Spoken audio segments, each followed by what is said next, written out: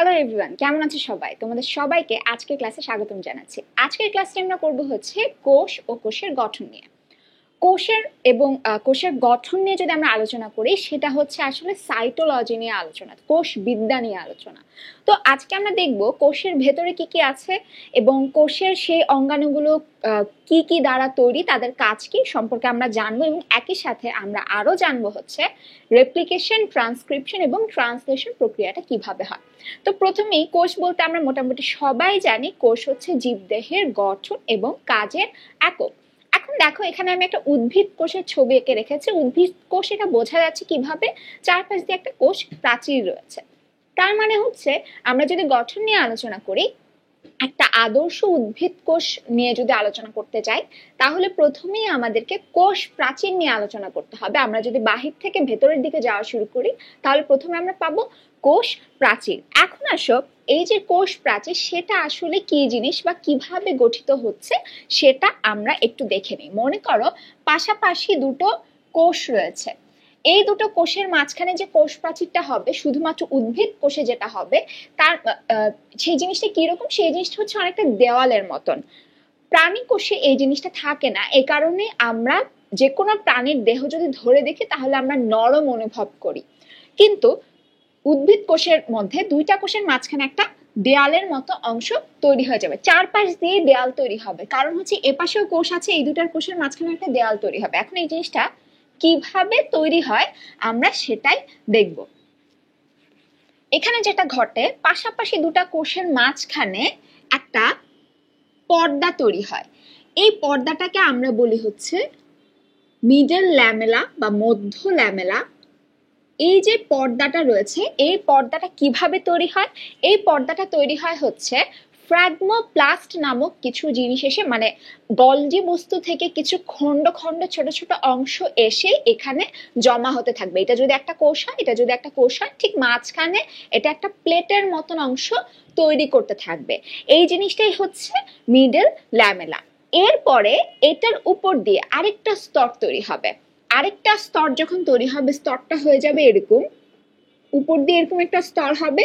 কিছু জায়গায় স্তরটা তৈরি হবে না, মনে করো এই জায়গাটায় স্তরটা তৈরি হয়নি। মধ্য ল্যামেলার এই পাশে একটা স্তর হবে, এই পাশে আরেকটা স্তর হবে। স্তরটা হয়ে গেল। এখন এই স্তরটার নাম কি? এই স্তরটার নাম হচ্ছে প্রাইমারি পর্দা, প্রাইমারি প্রাচীর। এর নাম হচ্ছে প্রাইমারি প্রাচীর। এখন এই যে প্রাইমারি প্রাচীরটা তৈরি হলো, এটা কি দ্বারা তৈরি হবে? এটা সেলুলোজ, হেমিসেলুলোজ দ্বারা তৈরি হবে এবং এখানে জাইলোগ্লুকান থাকবে, যেটা এই সেলুলোজ গুলোর মধ্যে লিঙ্কেজ তৈরি করতে সাহায্য করবে, যাতে করে এই জিনিসটা একসাথে আটকে থাকে, আবদ্ধ থাকে। এবং এইটার পুরুত্ব কত হবে? এটা পুরুত্ব হবে হচ্ছে 1 থেকে 3 মাইক্রোমিটার। এখন আসি, প্রাইমারি প্রাচীর তো পেয়ে গেলাম, এখন এটার উপর দিয়ে কি আরো একটা প্রাচীর সম্ভব কিনা? নিশ্চয়ই সম্ভব, নয়তো আমরা এটাকে প্রাইমারি প্রাচীর আর বলতাম না, সরাসরি প্রাচীর বলে ফেলতে পারতাম। তার মানে এটা যদি প্রাইমারি হয়, এটার উপর দিয়ে যদি আরেকটা স্তর আসে, আরেকটা প্রাচীর আসে, সেটাকে আমরা বলবো হচ্ছে সেকেন্ডারি প্রাচীর। এখন কথা হচ্ছে, সেকেন্ডারি প্রাচীরকে আমরা সব জায়গায় দেখবো না, সব জায়গায় দেখবো না। যে সকল উদ্ভিদ কাষ্ঠল ধরনের, সে সকল উদ্ভিদে আমরা সেকেন্ডারি প্রাচীর সবচেয়ে বেশি পরিমাণে দেখতে পাই। বা ভাস্কুলার বান্ডেলের কিছু কিছু কোষ রয়েছে, সেই কোষগুলোর মধ্যে, ভাস্কুলার টিস্যুর যে কোষগুলো রয়েছে, সেই কোষগুলোর মধ্যে আমরা কিছু কোষের চারপাশ দিয়ে এই সেকেন্ডারি প্রাচীরটা দেখতে পাবো। সেকেন্ডারি প্রাচীরটা কিরকম? সেকেন্ডারি প্রাচীরটা অবশ্যই মোটা হবে, এবং সেকেন্ডারি প্রাচীরও যেখানে এই প্রাইমারি প্রাচীরটা নেই, সেখানে তৈরি হবে না। তার মানে আমরা বলতে পারি প্রাইমারি প্রাচীর তৈরি হচ্ছে মধ্য ল্যামেলার উপরে, সেকেন্ডারি প্রাচীর তৈরি হচ্ছে প্রাইমারি প্রাচীরের উপর দিয়ে। যেখানে প্রাইমারি প্রাচীর নেই, সেখানে সেকেন্ডারি প্রাচীর তৈরি হবে না। এখন সেকেন্ডারি প্রাচীরের বৈশিষ্ট্য কি? সেকেন্ডারি প্রাচীরের বৈশিষ্ট্য হচ্ছে এর যে পুরুত্ব, এই পুরুত্ব হচ্ছে 5 থেকে 10 মাইক্রোমিটার। এবং এখানে কি কি থাকে? এখানে থাকে সেলুলোজ এবং লিগনিন। আর প্রাইমারি প্রাচীরে বলেছিলাম সেলুলোজ থাকে, হেমিসেলুলোজ থাকে, সেখানে জাইলোগ্লুকান কাজ করবে।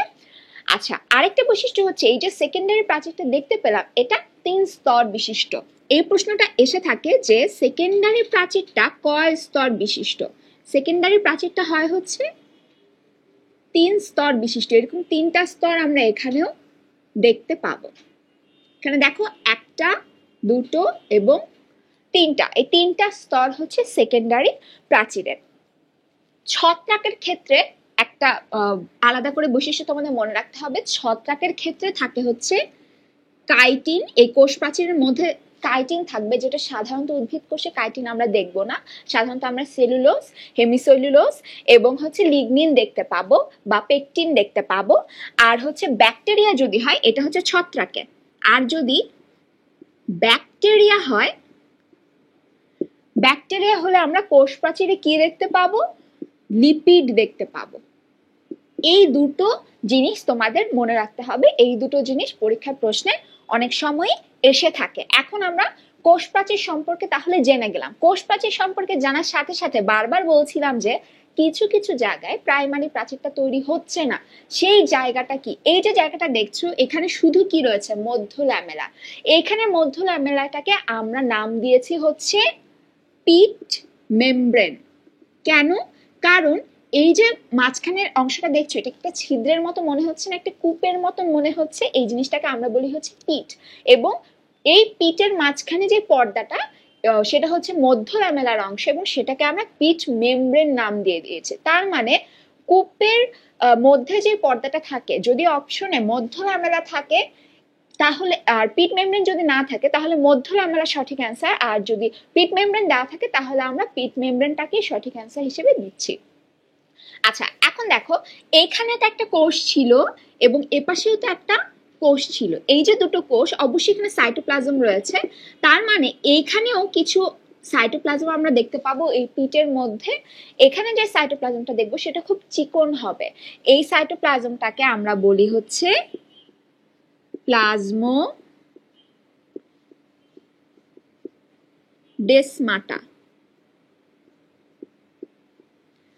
প্লাজমোডেসমাটা আমরা এটাকে বলি। প্লাজমোডেসমাটা কি?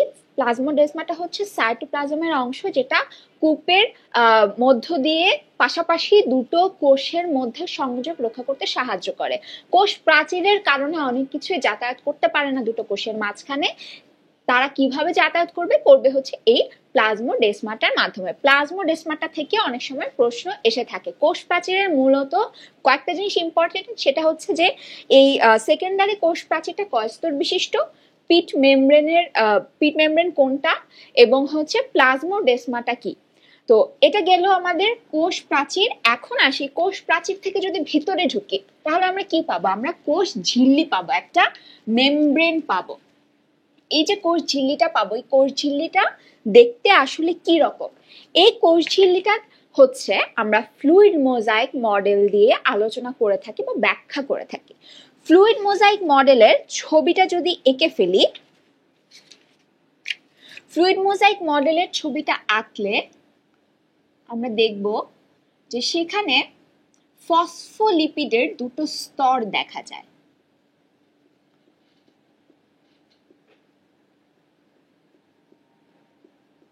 এটা একটা স্তর ফসফোলিপিডের, আর নিচে দিয়ে হচ্ছে ফসফোলিপিডের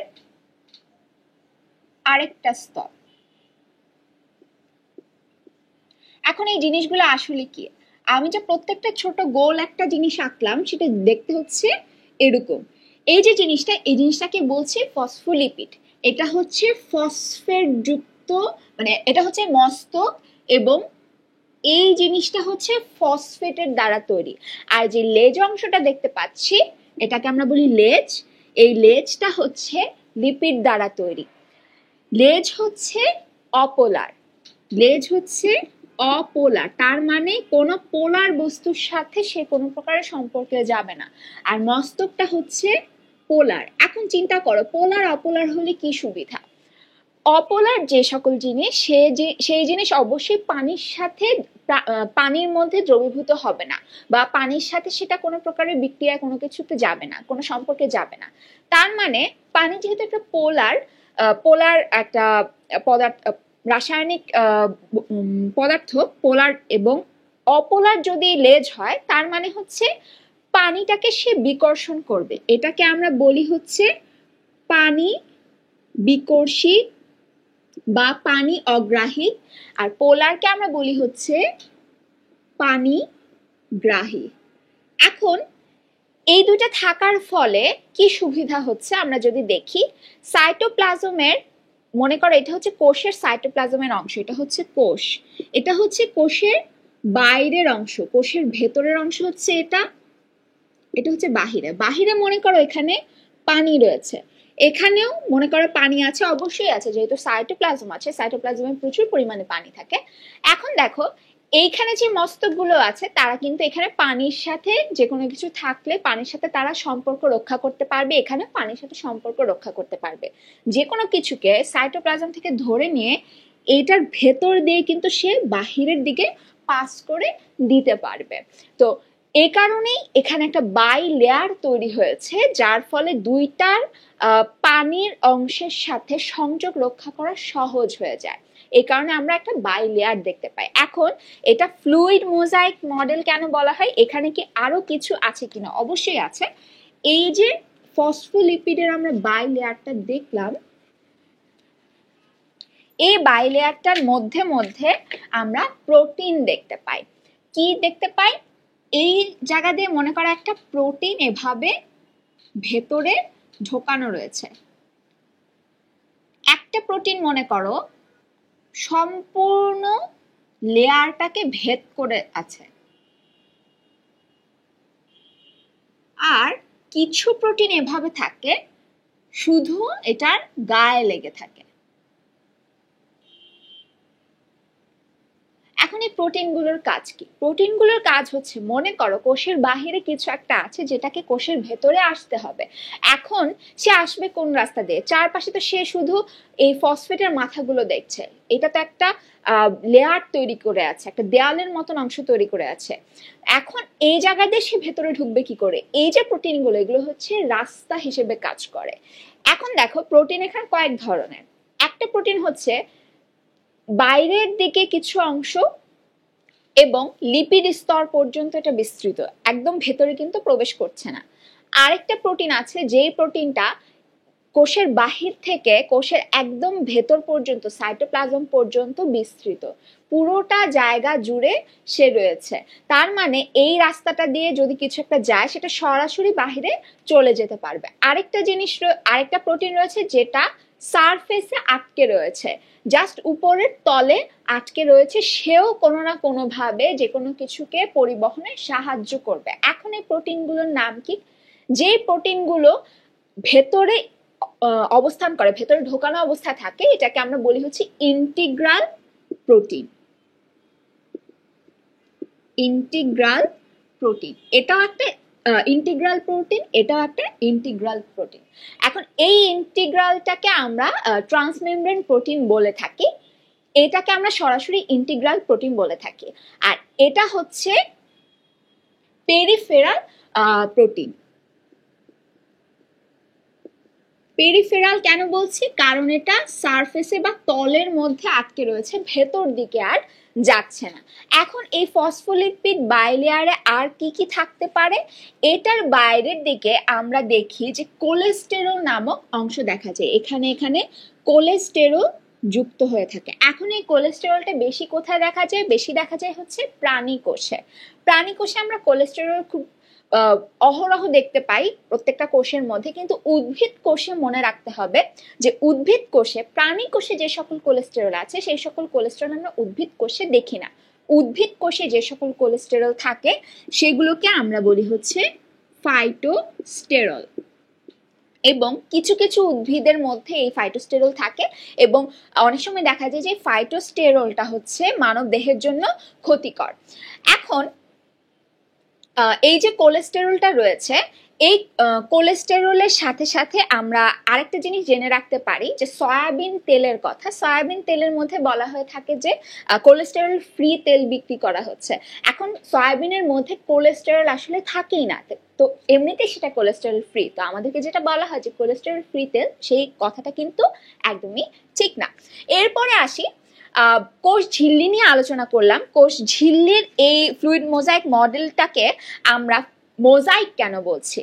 এই যে মডেলটা রয়েছে, সাধারণত দেখা যায় এটার ভেতরের যে জিনিসগুলো রয়েছে, এই যে প্রোটিনগুলো রয়েছে, তারপরে যে কোলেস্টেরলগুলো রয়েছে, এগুলো নড়াচড়ার ফলে বিভিন্ন প্রয়োজনে এরা তাদের পজিশন চেঞ্জ করতে পারে, তারা তাদের জায়গাটা চেঞ্জ করতে পারে, সে হয়তো শিফট হতে পারে এক জায়গা থেকে আরেক জায়গায়। এখন এটা যদি উপর থেকে আমরা দেখি, তখন দেখে মনে হয় যে আমরা মোজাইক যখন দেখি, সাদা অংশের উপরে ছোট ছোট ছোট ছোট পাথর দেখা যায়, এই প্রোটিনগুলোকে, কোলেস্টেরলগুলোকে একসাথে ঠিক সেরকম দেখে মনে হয়। এখন এইটার মধ্যে তলে আর কি থাকতে পারে? আরেকটা জিনিস থাকে, সেটা হচ্ছে গ্লাইকোক্যালিক্স। গ্লাইকোক্যালিক্স জিনিসটা হচ্ছে কার্বোহাইড্রেটের দ্বারা তৈরি। এখানে গ্লাইকোপ্রোটিন এবং গ্লাইকোলিপিড এই দুটো মিলে গ্লাইকোক্যালিক্স তৈরি করে। গ্লাইকোলিপিড যোগ গ্লাইকোপ্রোটিন এই দুটো মিলে গ্লাইকোক্যালিক্স তৈরি করে। তো এটা ছিল হচ্ছে ফ্লুইড মোজাইক মডেল বা কোষ ঝিল্লির, আমরা যেই মডেলটা দিয়ে কোষ ঝিল্লিটাকে এখন ব্যাখ্যা করে থাকি সেটার চিত্র এবং তার মধ্যে কি কি আমরা দেখতে পাই। এরপরে আসি ইআর জিনিসটা কি? ইআর জিনিসটা হচ্ছে এন্ডোপ্লাজমিক রেটিকুলাম। এন্ডোপ্লাজমিক রেটিকুলাম বলার আগে প্রোটোপ্লাস্ট কি জিনিস সেটা বলি। প্রোটোপ্লাস্ট জিনিসটা হচ্ছে একটা কোষের মধ্যে যে কোষ ঝিল্লি, সাইটোপ্লাজম এবং সাইটোপ্লাজমের অঙ্গাণুগুলো এবং যে নিউক্লিয়াস, এই সবগুলো মিলে যেই জিনিসটা তৈরি করে সেই জিনিসটাই হচ্ছে প্রোটোপ্লাস্ট। তার মানে একটা কোষের যদি আমরা কোষ প্রাচীরটাকে বাদ দিই, তাহলে বাকি যেই জীবিত অংশটা দেখি সেটাই হচ্ছে প্রোটোপ্লাস্ট। প্রোটোপ্লাস্ট আসলে আমরা জীবন বলতে প্রোটোপ্লাস্ট বুঝি।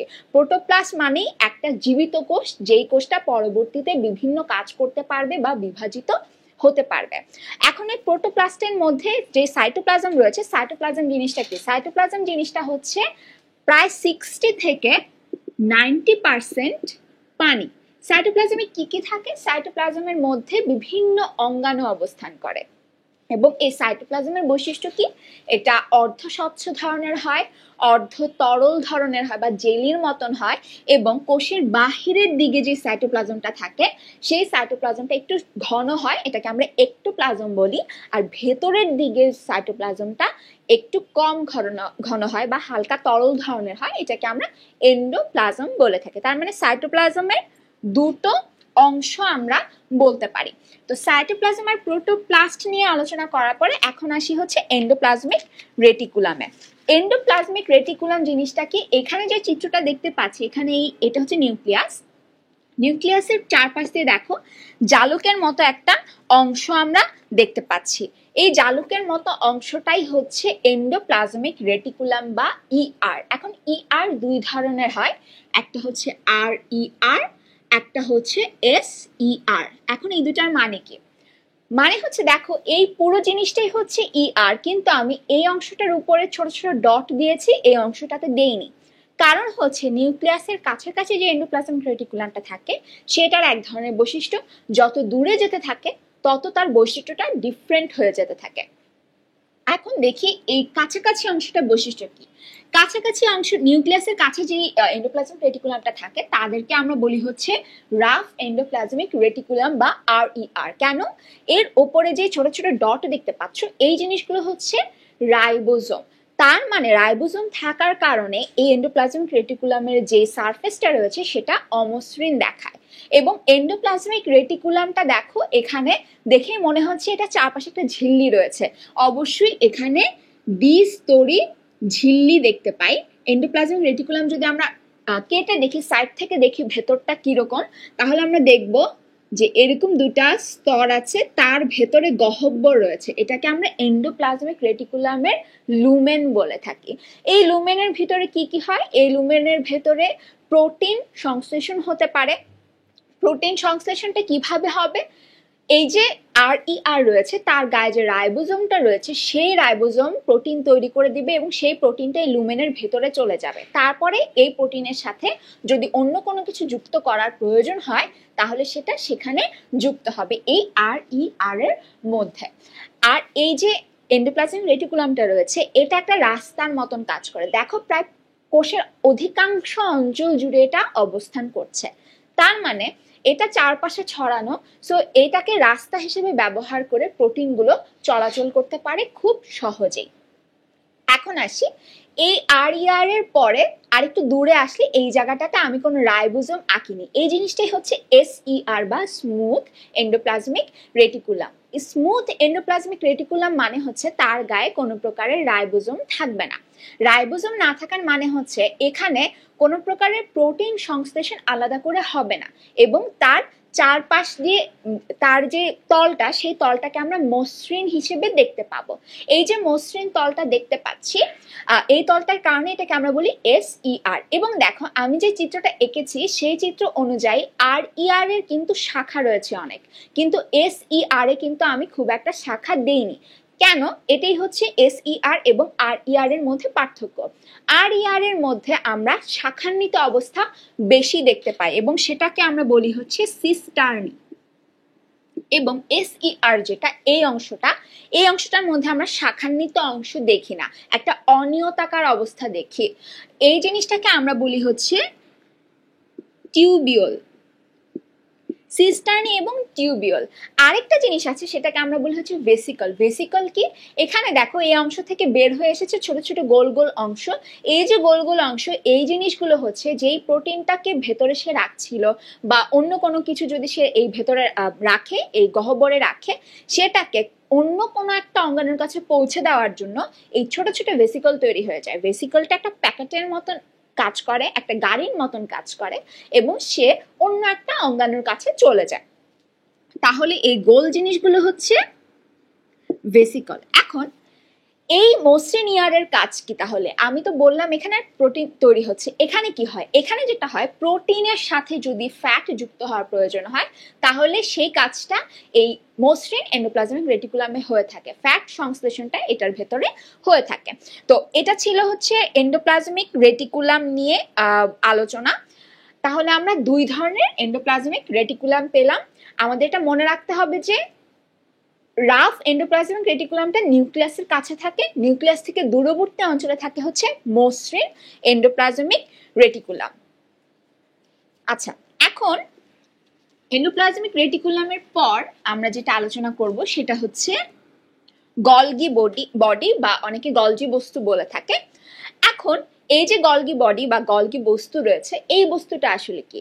এই বস্তুটা হচ্ছে এন্ডোপ্লাজমিক রেটিকুলামটা যেরকম দ্বিস্তর বিশিষ্ট ঝিল্লি দ্বারা আবদ্ধ, গলগি বস্তুটা অনেকটা ঝিল্লি দ্বারা আবদ্ধ এবং সাধারণত এটাকে আমরা গোলাকার দেখে থাকি। এই গলগি বস্তুটার কাজ কি? এই গলগি বস্তুর মূল কাজ হচ্ছে বিভিন্ন এনজাইম প্যাকেট করে রাখা। গলগি বস্তুকে খুব সাধারণভাবে বলা যায় হচ্ছে একটা প্যাকেট, এনজাইমের একটা প্যাকেট। কোষে যত প্রকারের এনজাইম তৈরি হয় সেগুলোকে সে আলাদা করে করে প্যাক করে রেখে দেয়, প্রয়োজন অনুসারে সে সেটাকে ছাড়ে, প্রয়োজন অনুসারে যেই অঙ্গাণুর কাজে লাগবে সেই অঙ্গাণুর কাছে সেটাকে নিয়ে যায়। এখন গলগি বস্তুরও গলগি বডিরও এন্ডোপ্লাজমিক রেটিকুলামের মতন গঠন রয়েছে। গলগি বস্তু সাধারণত থাকে হচ্ছে এই যে প্লাজমা মেমব্রেন বা কোষ ঝিল্লি তার কাছাকাছি। এখানে দেখো এখান থেকে RER, এটা SER, এই যে বাইরের দিকের অংশটা এটা হচ্ছে গলগি বডি।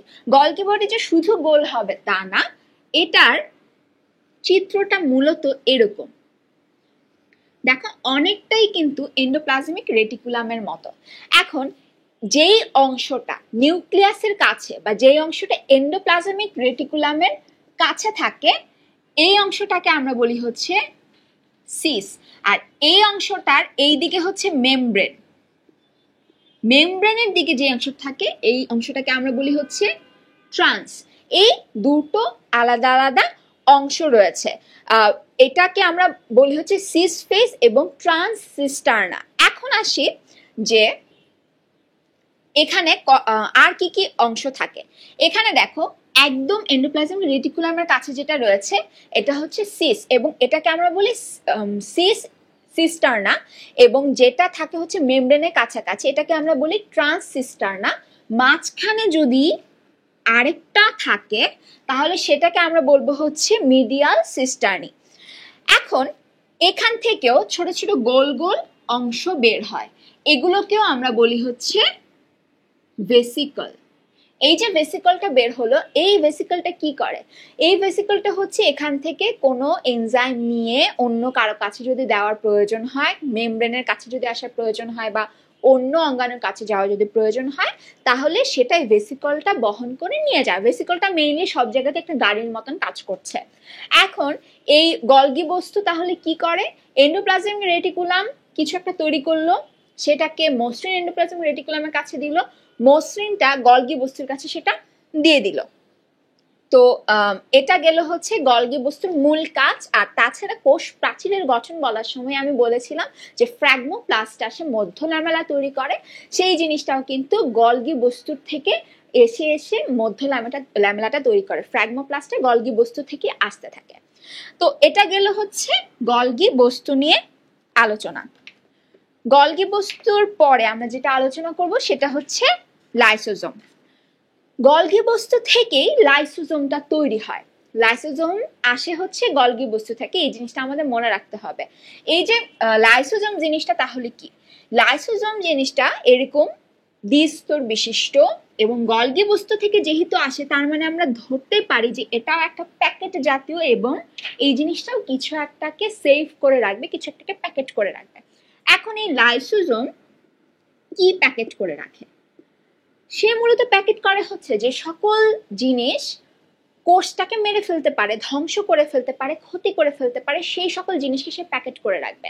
লাইসোজোমের মূল কাজ হচ্ছে ক্ষতিকারক জিনিসকে নিজের মধ্যে আবদ্ধ করে রাখবে, যাতে করে কোষের কোনো ক্ষতি না হয়। প্রয়োজন অনুসারে সে সেই ক্ষতিকারক জিনিসটাকে রিলিজ করতে থাকবে। কখন প্রয়োজন হতে পারে? মনে করো তার ভেতরে যে সকল এনজাইম রয়েছে, সেই সকল এনজাইম হচ্ছে যে কোনো কিছুকে গলিয়ে দিতে পারে বা নষ্ট করে ফেলতে পারে। তাহলে সে কি করবে? অবশ্যই সেটাকে আটকে রাখবে, নয়তো কোষটাই তো গলে যাবে। মনে করো কোষের ভেতরে একটা ভাইরাস আক্রমণ করে ফেললো, একটা জীবাণু আক্রমণ করে ফেললো, তখন কি হবে? তখন এখান থেকে সে পরিমিত পরিমাণে প্রয়োজন অনুসারে এই এনজাইমটাকে বের করবে, বের করে যে বাহির থেকে যে আক্রমণকারী জিনিসটা আসলো সেটাকে সে মেরে ফেলবে। ফ্যাগোসাইটোসিস প্রক্রিয়ায় সে জিনিসটাকে খেয়ে ফেলার চেষ্টা করবে।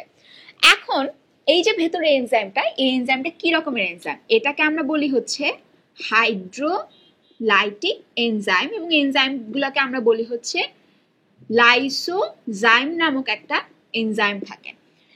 মনে করো কোনো একটা প্রাণীর দেহের মধ্যে খাবারের অভাব রয়েছে। খাবারের অভাব যদি হয় তাহলে কি হবে? তার দেহে যদি অনেক বেশি কোষ থাকে তাহলে সে তার সঞ্চিত খাদ্য ভেঙে ভেঙে ভেঙে যেই পরিমাণ শক্তি পেত, সেই পরিমাণ শক্তি সে আর পাবে না। সে মানে একটা কোষে সে বেশি পরিমাণে শক্তি দিতে পারবে না, অনেকগুলো কোষে সেই শক্তিটাকে তার ভাগ করে দিয়ে দেওয়া লাগবে। এখন এমন যদি সে করতে পারে যে তার অনেকগুলো কোষকে সে যদি মেরে ফেললে ওই কোষগুলোকে তার আর খাবার দেওয়া লাগবে না, শক্তি দেওয়া লাগবে না, তাহলে তার যে সঞ্চিত খাবার রয়েছে, সঞ্চিত খাবারের সাহায্যে সে আরো অনেকদিন বেঁচে থাকতে পারবে। এটা যদি কোনো একটা প্রাণীর বা কোনো একটা জীবের কোষের অবস্থান হয়, সম্পূর্ণ দেহের অবস্থান হয়, তখন এই লাইসোজোমটা কি করে? ভেঙে যায়। লাইসোজোমটা ভেঙে গিয়ে ভেতর থেকে সবগুলো এনজাইম বের করে দেয়। সবগুলোই ক্ষতিকারক এনজাইম, সবগুলোই হচ্ছে বিগলনকারী এনজাইম বা ভক্ষণকারী। এই এনজাইমগুলো কি করবে? পুরো কোষটাকে গলিয়ে পুরো কোষটাকে নষ্ট করে ফেলবে। যেহেতু সে নিজেই নিজেকে মেরে ফেলছে, এই কারণে এটাকে আমরা বলি হচ্ছে অটোফ্যাগি। প্রসেসটা হচ্ছে অটোফ্যাগোসাইটোসিস, নিজেকে খেয়ে ফেলা। এবং যখন এই ধরনের একটা কাজ ঘটে তখন এটাকে আমরা বলি হচ্ছে সুইসাইডাল স্কোয়াড। যেহেতু এটা একটা সুইসাইড করছে, এই কারণে এদেরকে আমরা বলি হচ্ছে সুইসাইডাল স্কোয়াড। তো লাইসোজোম নিয়ে এই কয়েকটা শব্দ আমাদের মনে রাখতে হবে, যে এটা দ্বিস্তরী ঝিল্লি বিশিষ্ট হাইড্রোলাইটিক এনজাইম রাখে, লাইসোজাইম থাকে, অটোফ্যাগি হতে পারে, এবং এটা হচ্ছে সুইসাইডাল স্কোয়াড, এবং এর ভেতরের এনজাইমগুলো হচ্ছে মূলত বিগলনকারী, যে কোনো প্রকারের যে কোনো কিছুকে এটা গলিয়ে ফেলতে পারে, নষ্ট করে ফেলতে পারে। তাহলে লাইসোজোম সম্পর্কে আমরা জেনে গেলাম। এখন এই লাইসোজোম জিনিসটা শুধু কি প্রাণী কোষেই থাকে, উদ্ভিদ কোষে কি থাকতে পারে না? উদ্ভিদ কোষে সম্প্রতি আবিষ্কার করা হয়েছে যে উদ্ভিদ কোষেও এক্স্যাক্টলি লাইসোজোম থাকে না, কিছু ছোট ছোট কোষ গহ্বর থাকে, যে কোষ গহ্বর গুলো খাদ্য সঞ্চয় করে না, তাদের ভেতরে এরকম কিছু এনজাইম তারা প্যাকেট করে রাখে, যেটা অনেকটা লাইসোজোমের মতনই কাজ করে। সেগুলোকে আমরা সরাসরি লাইসোজোম বলি না, সেগুলোকে আমরা অন্য নামে রাখি, কিন্তু তাদের কাজ সম্পূর্ণ লাইসোজোমের মতনই। এ কারণে বলা হয় যে বর্তমানে উদ্ভিদ কোষে লাইসোজোমের মতন অঙ্গাণু দেখা গিয়েছে, কিন্তু আগে আমরা বলতাম যে উদ্ভিদ কোষে লাইসোজোমটা থাকে না। এটা সাম্প্রতিক কালের আবিষ্কার। তো লাইসোজোম সম্পর্কে আমরা জানলাম। এখন আসি সেন্ট্রোজোম সম্পর্কে। সেন্ট্রোজোম জিনিসটা কি? আমরা সেন্ট্রিওল সম্পর্কে শুনেছি, কোষ বিভাজন যখন পড়েছিলাম আমরা কিন্তু দেখেছিলাম যে নিউক্লিয়াসের দুই পাশে দুটা সেন্ট্রিওল চলে যায়। দুটো সেন্ট্রিওল যাওয়ার আগে তারা কিন্তু একসাথে থাকে। সেন্ট্রিওল গুলো হচ্ছে এরকম দেখতে, দুটো সেন্ট্রিওল একসাথে থাকবে। এই যে দুটো সেন্ট্রিওল আছে, এই দুটো সেন্ট্রিওল একসাথে থাকবে, তার চারপাশে সে সাইটোপ্লাজমের মতন কিছু অংশ থাকবে, ম্যাট্রিক্স থাকবে বা মাতৃকা থাকবে, যেটা একটু ঘন হবে সাইটোপ্লাজমের চাইতে। এই জিনিসটাকে আমরা বলি হচ্ছে সেন্ট্রোস্ফিয়ার, আর এটা হচ্ছে সেন্ট্রিওল, এবং এই পুরোটাই ঝিল্লিবদ্ধ থাকে। এই পুরো জিনিসটাকে আমরা বলি হচ্ছে সেন্ট্রোজোম। তো এটা গেল হচ্ছে সেন্ট্রোজোম জিনিসটা কিরকম। এখন সেন্ট্রোজোমের মধ্যে যেই দুটো সেন্ট্রিওল আছে, এই সেন্ট্রিওলের গঠনটা কিরকম? সেন্ট্রিওল গুলো তৈরি হয় হচ্ছে মাইক্রোটিউবিউল দ্বারা। মাইক্রোটিউবিউল হচ্ছে এরকম লম্বা ফাইবারের মতন জিনিস, চিকন।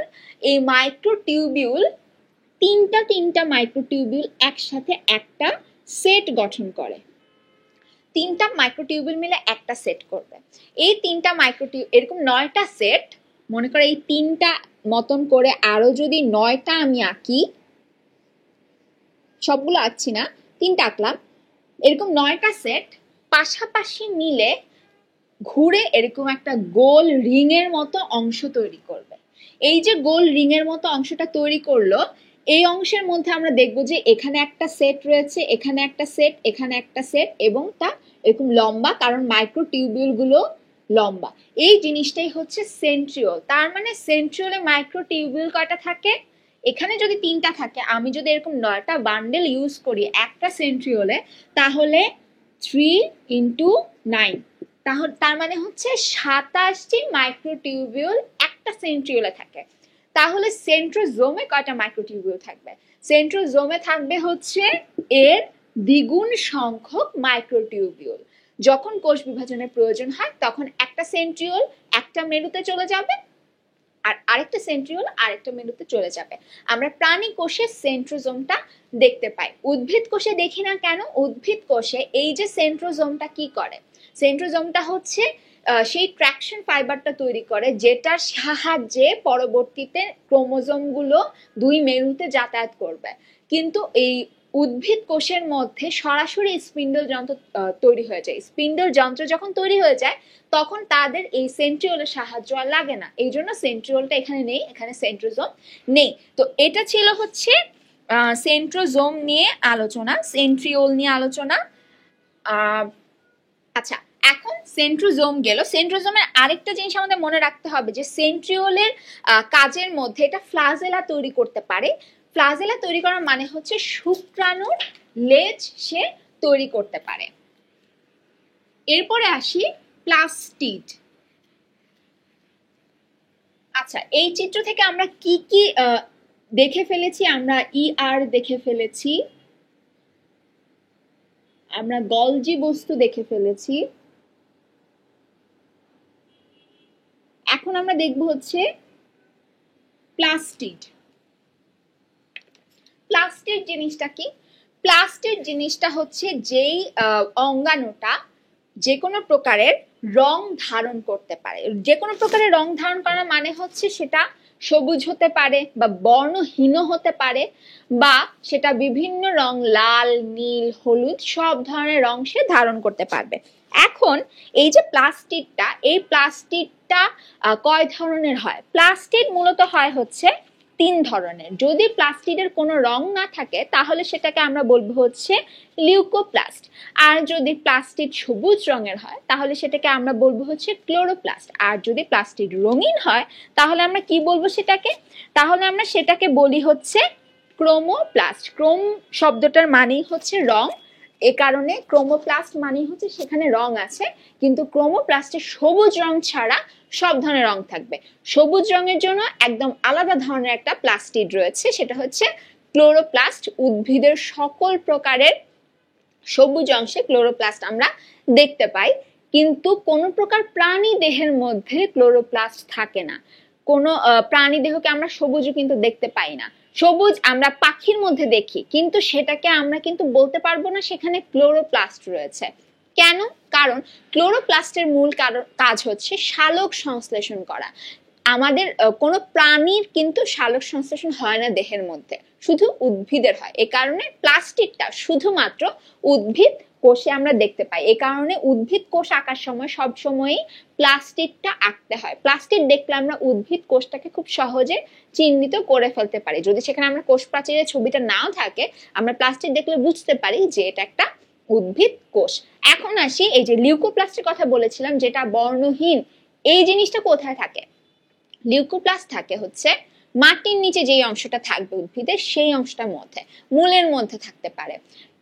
এখন লিউকোপ্লাস্টের যেহেতু রং নেই, তাহলে সে কি কাজ করে? লিউকোপ্লাস্টের মূল কাজ হচ্ছে খাদ্য সঞ্চয় করা। লিউকোপ্লাস্ট হচ্ছে 3 প্রকারের।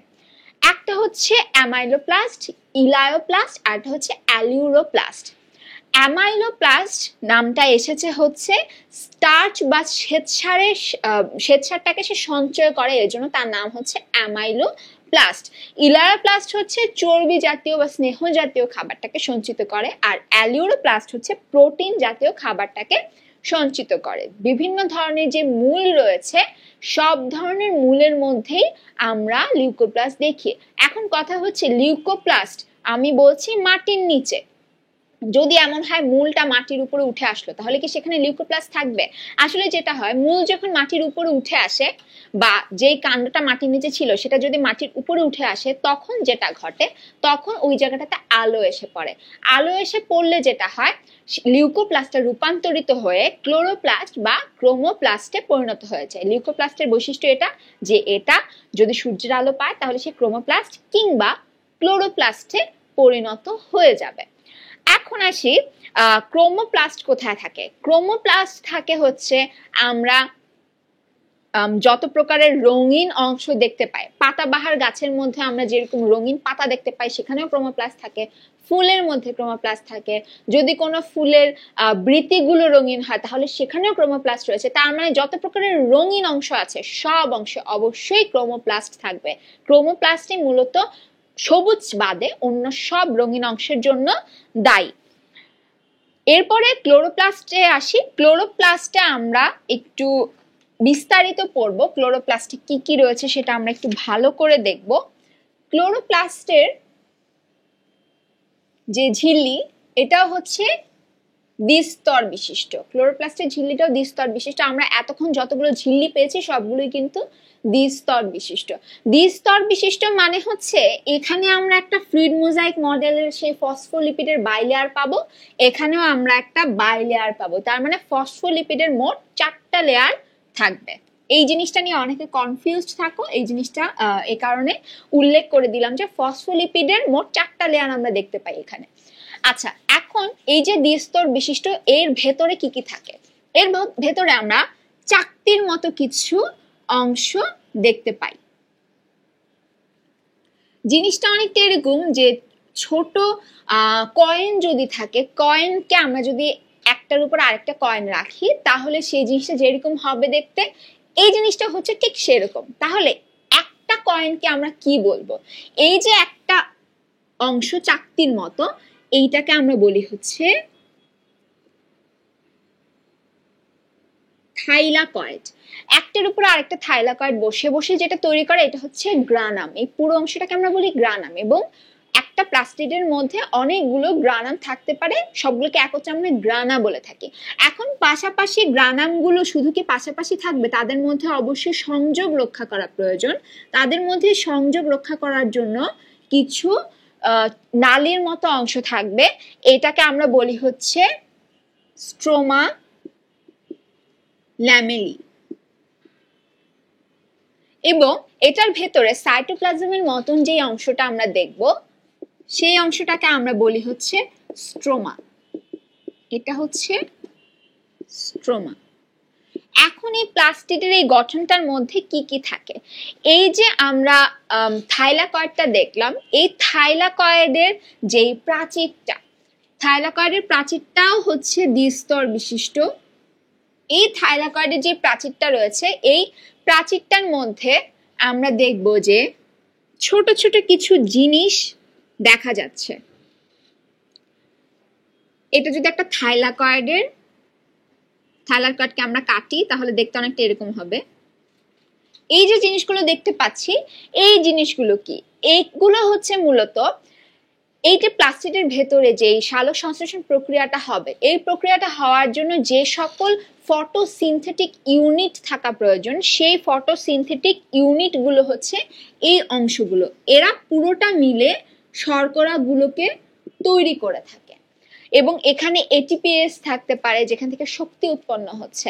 তার মানে হচ্ছে এই মেমব্রেনটার মধ্যে, থাইলাকয়েডের মেমব্রেনের মধ্যে ফটোসিনথেটিক ইউনিট রয়েছে, যেই ইউনিটগুলো শর্করা তৈরি করে। তো প্রশ্ন যদি আসে ফটোসিনথেটিক ইউনিট কোথায় থাকে, তাহলে উত্তরটা একদম স্পেসিফিক উত্তর হচ্ছে থাইলাকয়েডের মেমব্রেনের মধ্যে বা গ্রানামের মেমব্রেনের মধ্যে। কিন্তু গ্রানামের প্রত্যেকটা অংশই যেহেতু থাইলাকয়েড, সো থাইলাকয়েডগুলো মেমব্রেনের মধ্যে এই জিনিসগুলো বসানো থাকে মূলত।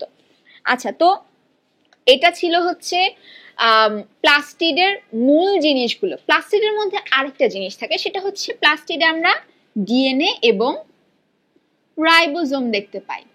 কোষীয় যে সকল অঙ্গাণু রয়েছে তাদের মধ্যে মাইটোকন্ড্রিয়া এবং প্লাস্টিডের মধ্যে তাদের নিজস্ব ডিএনএ এবং রাইবোজোম আমরা দেখতে পাই। প্লাস্টিডের ডিএনএটা প্লাস্টিডের প্রয়োজন অনুযায়ী যে সকল প্রোটিন দরকার সে সকল প্রোটিন তৈরি করতে রাইবোজোমকে এমআরএনএ তৈরি করে পাঠাবে এবং রাইবোজোমটা সেখান থেকে প্রোটিনগুলোকে তৈরি করে দেবে। আচ্ছা, তো প্লাস্টিড তাহলে মূলত কি? প্লাস্টিড জিনিসটাকে আমরা কোষের রান্নাঘর হিসেবে বলতে পারি, তার মানে খাবার তৈরি করছে। এরপরে আসি মাইটোকন্ড্রিয়া নিয়ে আলোচনা। মাইটোকন্ড্রিয়াকে আমরা বলি হচ্ছে কোষের পাওয়ার হাউস। কেন? কারণ মাইটোকন্ড্রিয়া মূলত শক্তি উৎপন্ন করে। শুধু তো খাবার খেলেই হবে না, খাবার তৈরি করলেই হবে না। মাইটোকন্ড্রিয়া প্রাণী দেহে যে সকল আমরা খাবার খাই সে সকল খাবার থেকে শক্তি উৎপন্ন করে, আর উদ্ভিদ দেহে তারা যে সকল খাবার নিজেরা তৈরি করে সে সকল খাবার থেকে শক্তি উৎপন্ন করে। মাইটোকন্ড্রিয়ার মধ্যে মূলত শ্বসন প্রক্রিয়ার গ্লাইকোলাইসিস বাদে যতগুলো ধাপ রয়েছে সেই সবগুলো ধাপই মাইটোকন্ড্রিয়ার ভেতরে হয়ে থাকে। এখন আমরা যদি মাইটোকন্ড্রিয়ার চিত্রটা একটু আঁকি, মাইটোকন্ড্রিয়ার চিত্রটার মধ্যে ইন্টারেস্টিং ব্যাপার হচ্ছে এটাও দ্বিস্তর বিশিষ্ট, এদের ঝিল্লিটাও দুইটা স্তর থাকে। কিন্তু এখানে একটা ছোট পার্থক্য রয়েছে। পার্থক্যটা হচ্ছে প্লাস্টিডের ক্ষেত্রে আমরা যেরকম দুইটা স্তর দেখলাম একদম সমান সমান এদিক দিয়ে এভাবে যাচ্ছে সমান্তরালে, মাইটোকন্ড্রিয়া আমরা সমান্তরাল দেখি না। মাইটোকন্ড্রিয়ার যে বাহিরের স্তরটা, তারপরে যে অন্তঃঝিল্লি, যেটা অন্তঃঝিল্লিটা ভেতরের দিকে এরকম বাঁকা হয়ে থাকে, ভাঁজ হয়ে থাকে, ভেতরের দিকে এরকম ভাঁজ হয়ে যায়। এই যে ভাঁজ হয়ে গেল এই অংশটাকে আমরা বলি হচ্ছে ক্রিস্টি। এই অংশটাকে ক্রিস্টি বলি। এখন দেখো, এটা বহিঃঝিল্লি, এটা হচ্ছে অন্তঃঝিল্লি, তার মানে এদের মাঝখানে একটা ইন্টারমেমব্রেনাল স্পেস তৈরি হয়, এখানে একটা গহ্বরের মতো অংশ রয়েছে। এখন এই যে অংশটা রয়েছে এই ভাঁজ হওয়া অংশগুলোকে আমরা বলি হচ্ছে ক্রিস্টি। এখন এখানে যে ক্রিস্টিটা রয়েছে এই ক্রিস্টির মধ্যে কি থাকে? ক্রিস্টির মধ্যে মূলত থাকে হচ্ছে, যেহেতু এটা শক্তি উৎপন্ন করে তার মানে সে এটিপি তৈরি করে। এই মাইটোকন্ড্রিয়ার এই যে ভেতরের ঝিল্লিটা, এই ভেতরের ঝিল্লির গায়ে এরকম ভাবে এটিপিএইচ বসানো থাকে। এটিপিএইচ হচ্ছে এটিপি তৈরি করে এবং ইলেকট্রন ট্রান্সপোর্ট সিস্টেম যেটা, সেই পুরোটা সিস্টেম এই ভেতরের মেমব্রেনটার মধ্যে অবস্থান করে, ভেতরের মেমব্রেনের মধ্যে বসানো থাকে। অনেকটা আমরা যেমন থাইলাকয়েডের মধ্যে দেখালাম ফটোসিনথেটিক ইউনিটটা বসানো, ঠিক একইভাবে এখানেও এই মেমব্রেনটার ভেতরে এই জিনিসগুলো বসানো অবস্থায় থাকে। এগুলোকেই আমরা আগে অক্সিজোম বলতাম। আমরা ছোটবেলায় অক্সিজোম নামটা শুনেছিলাম, সেই জিনিসগুলোই হচ্ছে আসলে মূলত এই এটিপি তৈরির যে সকল ইউনিটগুলো রয়েছে, ইলেকট্রন ট্রান্সপোর্ট চেইনগুলো রয়েছে, এই সবগুলো জিনিস এখানে অবস্থান করে। এই জিনিসটাকে আমরা আগে অক্সিজোম বলে থাকতাম। এখন এই যে মাইটোকন্ড্রিয়া রয়েছে, মাইটোকন্ড্রিয়ার ভেতরেও সাইটোপ্লাজমের মতো তরল, অর্ধতরল অংশ রয়েছে। এই অর্ধতরল অংশটাকে আমরা বলে থাকি হচ্ছে ম্যাট্রিক্স। আচ্ছা, এখন আমরা কি কি দেখছি তাহলে? আমরা দেখছি হচ্ছে এখানে শক্তি উৎপাদন করার জন্য সবগুলো ইউনিট অবস্থান করছে। ভেতরের মেমব্রেনটা ভেতরের দিকে চলে যাচ্ছে, ভাঁজ হয়ে যাচ্ছে। বহি মেমব্রেনটা সাধারণ অবস্থায় রয়েছে এবং বহি মেমব্রেনের মূল কাজ হচ্ছে রক্ষণাত্মক। এটাকে আমরা বলি রক্ষণাত্মক, কারণ সে এটাকে রক্ষা করছে, প্রোটেক্ট করছে, তার আকারটাকে ধরে রাখছে। আর ভেতরের দিকে যেই অন্তঃঝিল্লিটা, তার কাজ হচ্ছে সে শক্তি উৎপাদন করছে। তার মানে তার কাজটাকে আমরা বলতে পারি হচ্ছে কর্মধায়ক বলতে পারি জিনিসটাকে। আচ্ছা, এখন এই যে ম্যাট্রিক্সের মধ্যে আর কি থাকতে পারে? ম্যাট্রিক্সের মধ্যে আমরা ডিএনএ পাবো, মাইটোকন্ড্রিয়াল ডিএনএ থাকবে। এর আগে আমি বলেছি প্লাস্টিড এবং মাইটোকন্ড্রিয়া দুটার মধ্যে আমরা ডিএনএ দেখব এবং এটার মধ্যে আমরা রাইবোজোমও দেখতে পাবো। তাহলে যদি কখনো প্রশ্ন আসে নিউক্লিয়াস ছাড়া কোষের মধ্যে আর কোথায় আমরা ডিএনএ দেখি, তাহলে উত্তর হবে আমরা প্লাস্টিড এবং মাইটোকন্ড্রিয়া দুইটা জায়গায় ডিএনএ দেখতে পাই। অপশনে যদি দুইটাই থাকে আমরা দুইটাই দাগিয়ে দেব। আর যদি প্রশ্ন এরকম থাকে কয়টা অঙ্গাণুতে দেখা যায়, তাহলে উত্তরটা হবে হচ্ছে দুইটা অঙ্গাণুতে বা দুই ধরনের অঙ্গাণুতে আমরা দেখতে পাই। এরপরে আসি সাইটোস্কেলেটন। সাইটোস্কেলেটন জিনিসটা হচ্ছে মূলত একটা কোষের মধ্যে কোষটার যে আকার আকৃতিটা ধরে রাখে, এই আকার আকৃতিটা মূলত ধরে রাখে হচ্ছে সাইটোস্কেলেটন। সাইটোস্কেলেটনের মধ্যে কি থাকে? ফাইবারের মতো অংশ থাকে। জিনিসগুলো আসলে হচ্ছে প্রোটিন। সেগুলো কি, মনে করো এটা যদি একটা কোষ হয়, কোষের আমরা যদি প্রস্থচ্ছেদ করি তাহলে দেখব উপর থেকে নিচ পর্যন্ত এরকম কিছু অংশ দেখা যাচ্ছে, মাঝে পুরো সাইটোপ্লাজম জুড়ে এরকম একটা কিছু জিনিস দেখা যাচ্ছে, কিছু প্রোটিন দেখা যাচ্ছে। এই যে প্রোটিনগুলো দেখা যাচ্ছে, এগুলোই হচ্ছে সাইটোস্কেলেটন বা সাইটোপ্লাজমের কঙ্কাল হিসেবে আমরা এগুলোকে বলে থাকি। এখন এই সাইটোস্কেলেটন সম্পর্কে আমরা মোটামুটি এতটুকু জানলেই আমাদের হবে। এরপরে আমরা আসি হচ্ছে রাইবোজোম নিয়ে আলোচনা। রাইবোজোম জিনিসটা কি? রাইবোজোম জিনিসটা হচ্ছে এমন একটা অঙ্গাণু, যেই অঙ্গাণুর চারপাশে কোনো প্রকারের পর্দা নেই। আমরা এতক্ষণ যতগুলো অঙ্গাণু নিয়ে আলোচনা করেছি তাদের সবার চারপাশে কিন্তু আমরা পর্দা দেখেছি। রাইবোজোমে কোনো প্রকারের পর্দা আমরা দেখতে পাই না। রাইবোজোমের মধ্যে দুটো ভাগ থাকে, উপরে একটা বড় সাব ইউনিট, নিচের দিকে একটা ছোট সাব ইউনিট। আদি কোষের মধ্যে রাইবোজোম থাকে হচ্ছে 70S এবং যে ইউক্যারিওটিক কোষ সেখানে থাকে হচ্ছে 80S। 70S এবং 80S এর মধ্যে পার্থক্য হচ্ছে 70S জিনিসটা হালকা, 80S জিনিসটা তুলনামূলক ভারী। আচ্ছা, এখন এই রাইবোজোমটা কিভাবে আসলে থাকে? রাইবোজোমটা থাকে মূলত, এটা যদি রাইবোজোমের বড় সাব ইউনিট হয়, এটা যদি ছোট সাব ইউনিট হয়, এই জিনিসটা সবসময় একসাথে থাকে না। এটা কোথায় তৈরি হয়? প্রথম প্রশ্ন হচ্ছে এটা। এটা মূলত তৈরি হয় হচ্ছে নিউক্লিয়াসের ভেতরে। নিউক্লিয়াসের ভেতরে রাইবোজোমাল যে আরএনএ, আরএনএ এবং প্রোটিন, এই দুটো জিনিস মিলে তৈরি করে হচ্ছে রাইবোজোমের দুটো সাব ইউনিট। এই দুটো সাব ইউনিট নিউক্লিয়ার রন্ধ্র দিয়ে বের হয়ে আসে সাইটোপ্লাজমে। বের হয়ে এসে যখন প্রোটিন তৈরি করা প্রয়োজন, তখন তারা দুটো একসাথে মিলিত হয়ে যায়। একসাথে মিলিত হয়ে গিয়ে তারা প্রোটিন তৈরি করা শুরু করে। প্রোটিন তৈরি করা শেষ, তারা আবার আলাদা হয়ে সাইটোপ্লাজমে ঘোরাঘুরি করতে থাকে। এখন এই যে 70s এবং 80s দেখলাম, এটার দুটো ভাগ রয়েছে, একটা হচ্ছে 50s আর 30s, আর এটার ভাগ হচ্ছে 60s এবং 40s। এই দুটো জিনিস আমাদের মনে রাখতে হবে।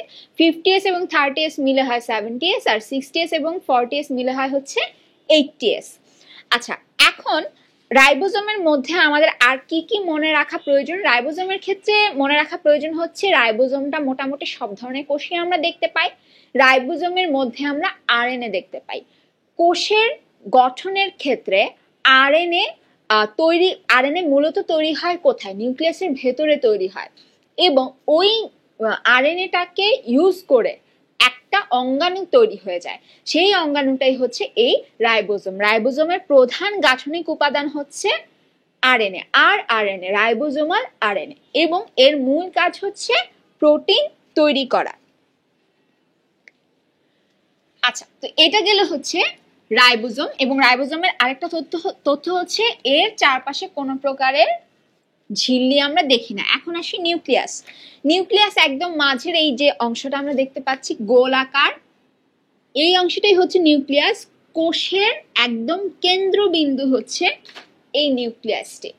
এখন এই নিউক্লিয়াসে কি কি থাকে? নিউক্লিয়াসে কি কি থাকে বলার আগে বলি, আমরা যে আদিকোষ এবং প্রকৃত কোষ বলে থাকি, এটা বলে থাকি মূলত নিউক্লিয়াসটার উপর ভিত্তি করে। নিউক্লিয়াসটা যদি পূর্ণ গঠিত বা সুগঠিত হয় তাহলে সেটাকে আমরা বলি হচ্ছে প্রকৃত কোষ। যদি সেটা ঠিকভাবে গঠিত না হয় তাহলে সেটাকে আমরা বলি হচ্ছে আদি কোষ। এখন প্রকৃত কোষের নিউক্লিয়াসের কি কি বৈশিষ্ট্য?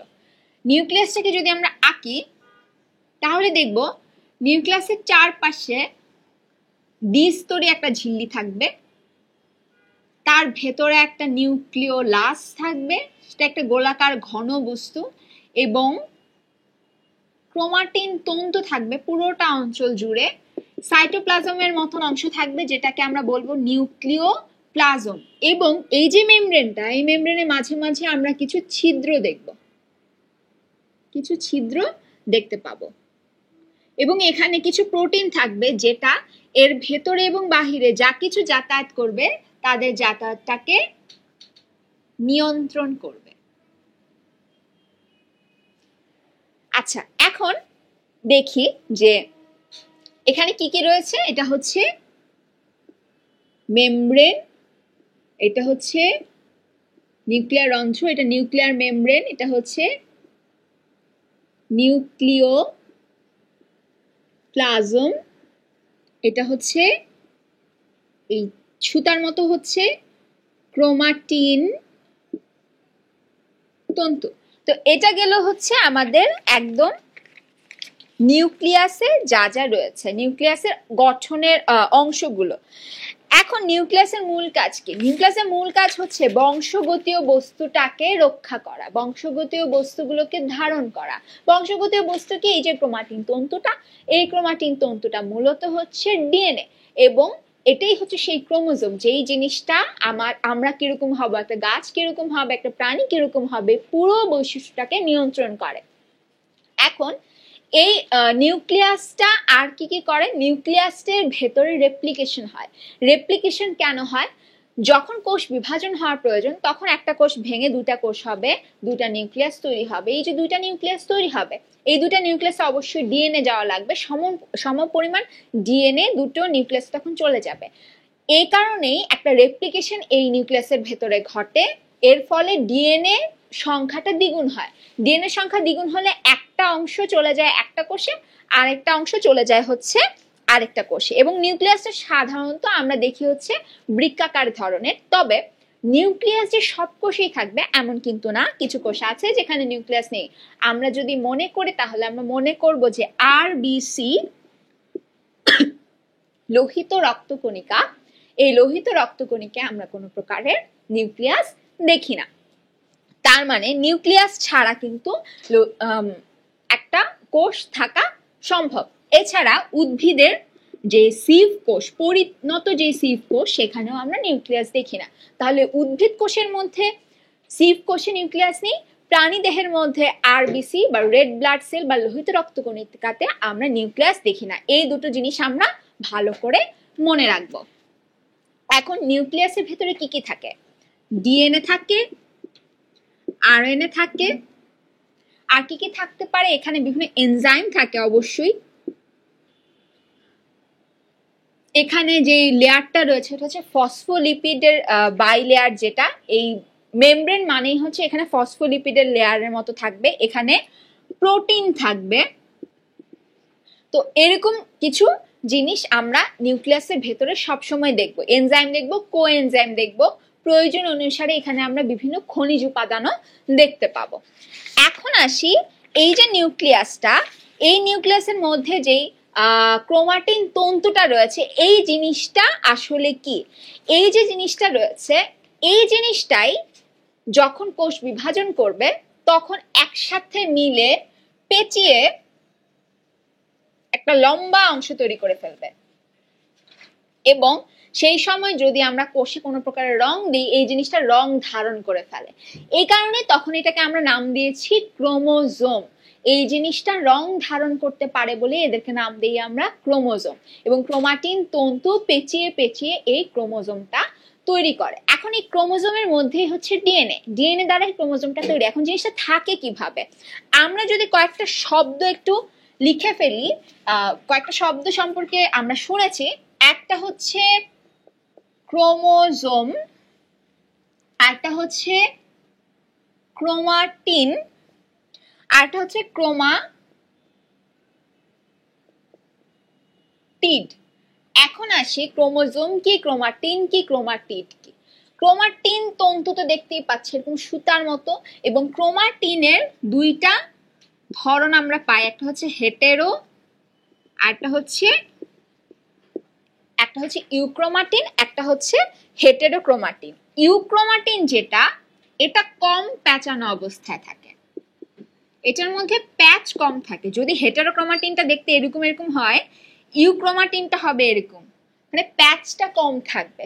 এবং এই ইউক্রোমাটিন গুলো অংশটাই হচ্ছে সবচাইতে সক্রিয়। এখানের ভেতরে যে ডিএনএটা থাকবে, এই ডিএনএটাই হচ্ছে সবচাইতে বেশি পরিমাণে প্রোটিন সংশ্লেষণে সাহায্য করবে, এবং বৈশিষ্ট্যটা প্রকাশ মূলত ইউক্রোমাটিনের অংশ থেকে আসবে, এটা সবচেয়ে বেশি সক্রিয় থাকবে।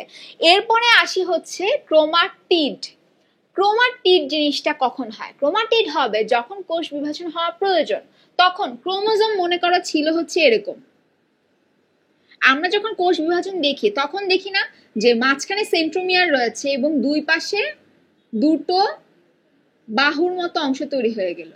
এই যে দুটো আলাদা অংশ হলো, এই দুটো অংশই হচ্ছে দুইটা ক্রোমাটিড। এটার সিস্টার ক্রোমাটিড বলা হয়। পাশাপাশি দুইটা ক্রোমোজোমের ক্রোমাটিডকে আমরা বলি নন সিস্টার ক্রোমাটিড। এ সম্পর্কে আমরা কোষ বিভাজনের ক্লাসে ভালো করে জেনেছিলাম। আচ্ছা, এখন আসি এই যে ইউক্রোমাটিন বা হেটেরোক্রোমাটিন, এইটাকে যদি আমরা আরেকটু জুম করে দেখি তাহলে কি দেখব? এটাকে যদি আমরা আরেকটু জুম করে দেখি তাহলে আমরা মূলত দেখব যে এই অংশগুলো প্রোটিন এবং ডিএনএ মিলে পেঁচিয়ে পেঁচিয়ে অংশগুলো তৈরি হয়েছে। এগুলোকে আরো যদি আমরা জুম করি তাহলে দেখতে পাবো যে গঠনটা অনেকটা এরকম ধরনের। এখানে কিছু প্রোটিন রয়েছে, সেই প্রোটিনের চারপাশ দিয়ে ডিএনএ পেঁচানো। এই যে প্রোটিনটা, এই প্রোটিনগুলো হচ্ছে হিস্টোন, এবং এটাই হচ্ছে সেই ডিএনএ যেটা ডাবল হেলিক্স, যে ডিএনএ গুলো রয়েছে। এখন এই ডিএনএটা সাধারণত হচ্ছে ডাবল হেলিক্স এরকম দেখতে। কিছু কিছু জীবে আমরা একসূত্রক ডিএনএ দেখতে পাই, যেখানে স্ট্র্যান্ড থাকবে একটা, এখানে স্ট্র্যান্ড রয়েছে দুটো।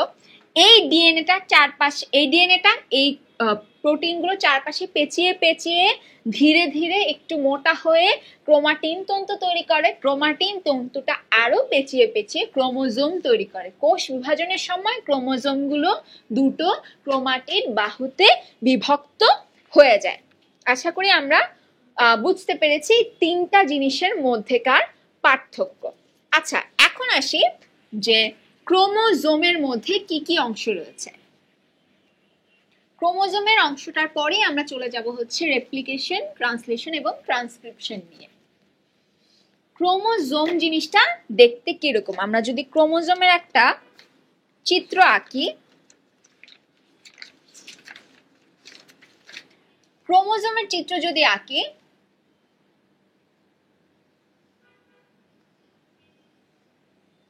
তাহলে জিনিসটা দেখতে অনেকটা এই ধরনের আমরা দেখে থাকি। এই জিনিসটাকে আমরা বলি হচ্ছে স্যাটেলাইট। এটা থেকে আমরা বলি যে নিউক্লিওলাস তৈরি হয়, এই জিনিসটা নিউক্লিওলাসের সাথে যুক্ত থাকে। এখন এই যে মাঝখানে একটা অংশ দেখতে পাচ্ছি, একটা কুঞ্চনের মতো অংশ, এটাকে আমরা বলি হচ্ছে প্রাইমারি কুঞ্চন এবং এটা হচ্ছে সেকেন্ডারি কুঞ্চন। সব ক্রোমোজোমে আমরা সেকেন্ডারি কুঞ্চন দেখবো না, তবে প্রাইমারি কুঞ্চনটা দেখব। এই প্রাইমারি কুঞ্চনটাই হচ্ছে সেন্ট্রোমিয়ার। এখন প্রশ্ন হচ্ছে সেন্ট্রোমিয়ার কি একটাই থাকবে? না, ক্রোমোজোমের মধ্যে সেন্ট্রোমিয়ার আরো কয়েকটা থাকা সম্ভব। যদি কখনো প্রশ্ন আসে যে একটার বেশি সেন্ট্রোমিয়ার কি থাকতে পারে কিনা, আমরা উত্তর দিব অবশ্যই থাকতে পারে। কিছু কিছু ক্রোমোজোমে আমরা দেখতে পাই সেখানে দুটো সেন্ট্রোমিয়ার রয়েছে, দুটো থাকলে আমরা সেটাকে ডাইসেন্ট্রিক বলি, আরো বেশি থাকলে আমরা পলিসেন্ট্রিক বলে থাকি। এখন এই যে সেন্ট্রোমিয়ারটা দেখলাম, এই সেন্ট্রোমিয়ারের বাইরে দিয়ে আমরা আরেকটা অংশ দেখতে পাই, এই অংশটার নাম হচ্ছে কাইনেটোকোর।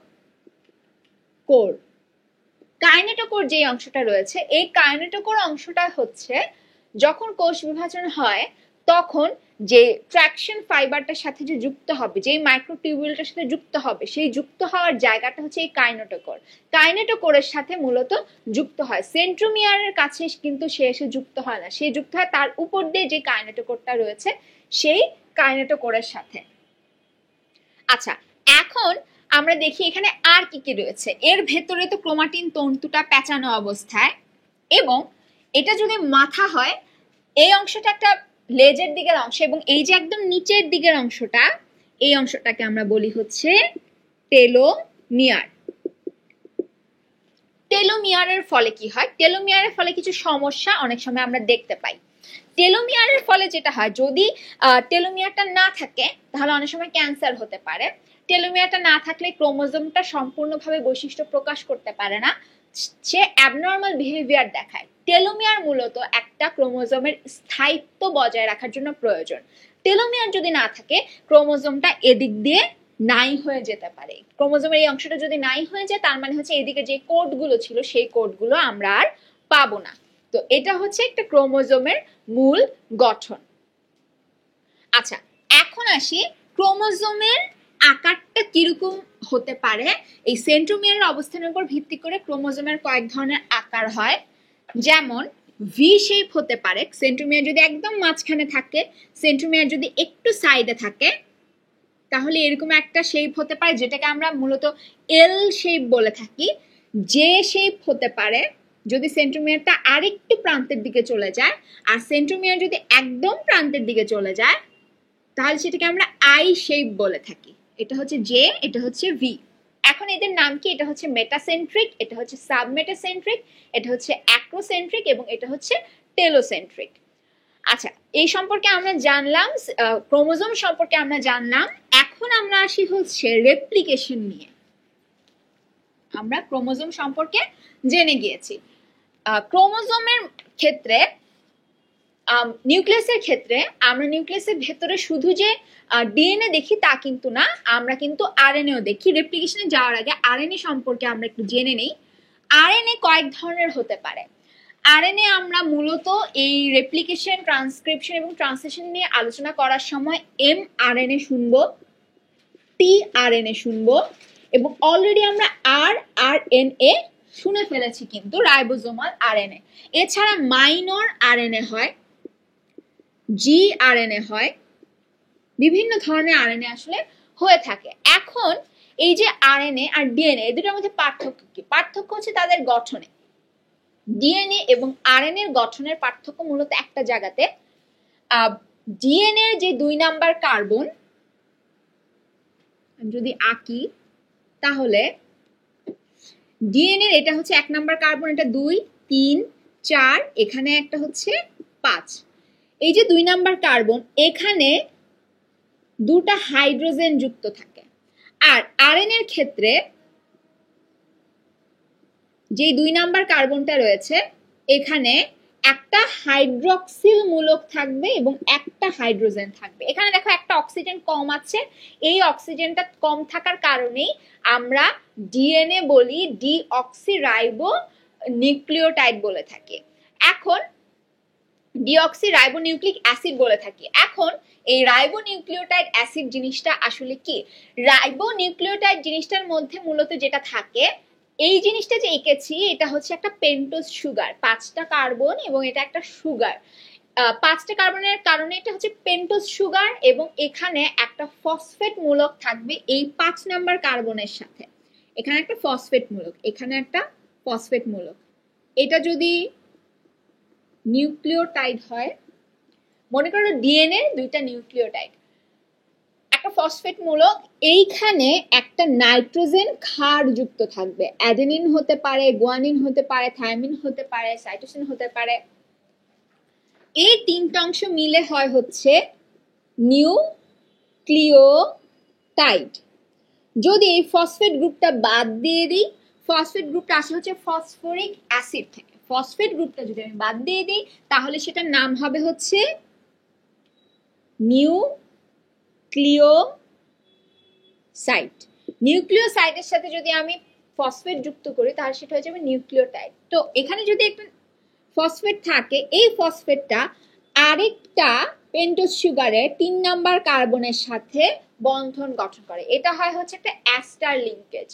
এই লিঙ্কেজটার মাধ্যমে প্রত্যেকটা নিউক্লিওটাইডের সাথে সংযুক্ত হয়ে যায় এবং এটা একটা ব্যাকবোন তৈরি করে। ডিএনএ বা আরএনএ এর ব্যাকবোনটা তৈরি হয় হচ্ছে এই পেন্টোজ সুগার দিয়ে, নিউক্লিওটাইড গুলো দিয়ে। এবং এখানে এই যে নাইট্রোজেন বেসটা দেখতে পাচ্ছ, এখানে মনে করো আরেকটা নাইট্রোজেন বেস আছে এবং এই নাইট্রোজেন বেসটাও যুক্ত আছে হচ্ছে আরেকটা পেন্টোজ সুগারের সাথে, কিন্তু পার্থক্য একটাই, এটার যেই অংশে রয়েছে, যেই ডিরেকশনে রয়েছে, ঠিক উল্টো ডিরেকশনে এই পাশের অংশটা থাকবে। তার মানে এদিক দিয়ে একটা ফসফেট যুক্ত থাকবে, এদিক দিয়েও আমি যদি আরেকটা পেন্টোজ সুগার আঁকি তাহলে জিনিসটা দেখতে হয়ে যাবে এরকম।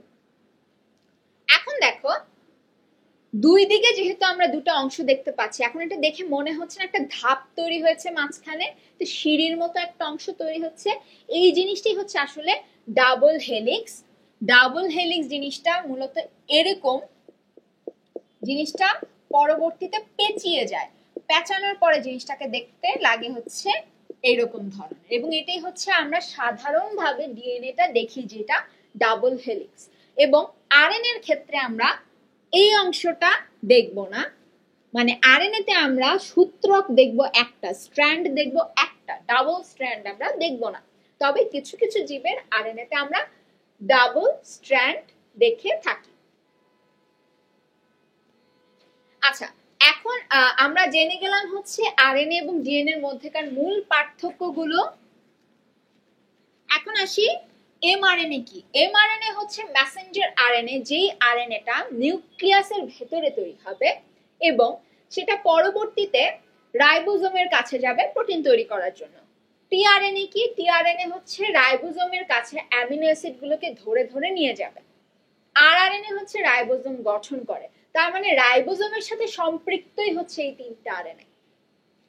মাইনর আরএনএ আমরা কিছু কিছু ক্ষেত্রে দেখে থাকি, জিআরএনএও আমরা কিছু কিছু গঠনের মধ্যে দেখে থাকি, জিআরএনএ জেনেটিক ম্যাটেরিয়ালের মধ্যে থাকে অনেক সময়। এখন আসি টিআরএনএ এর গঠনটা কিরকম। টিআরএনএ এর যে গঠনটা রয়েছে, টিআরএনএ এর মধ্যে আমরা লুপ দেখতে পাবো। লুপগুলো মূলত কেন থাকে? লুপগুলো মূলত থাকে হচ্ছে অ্যামিনো অ্যাসিডটাকে বহন করে নিয়ে যাওয়ার জন্য সহজে। টিআরএনএ এর গঠনটা অনেকটা এই ধরনের।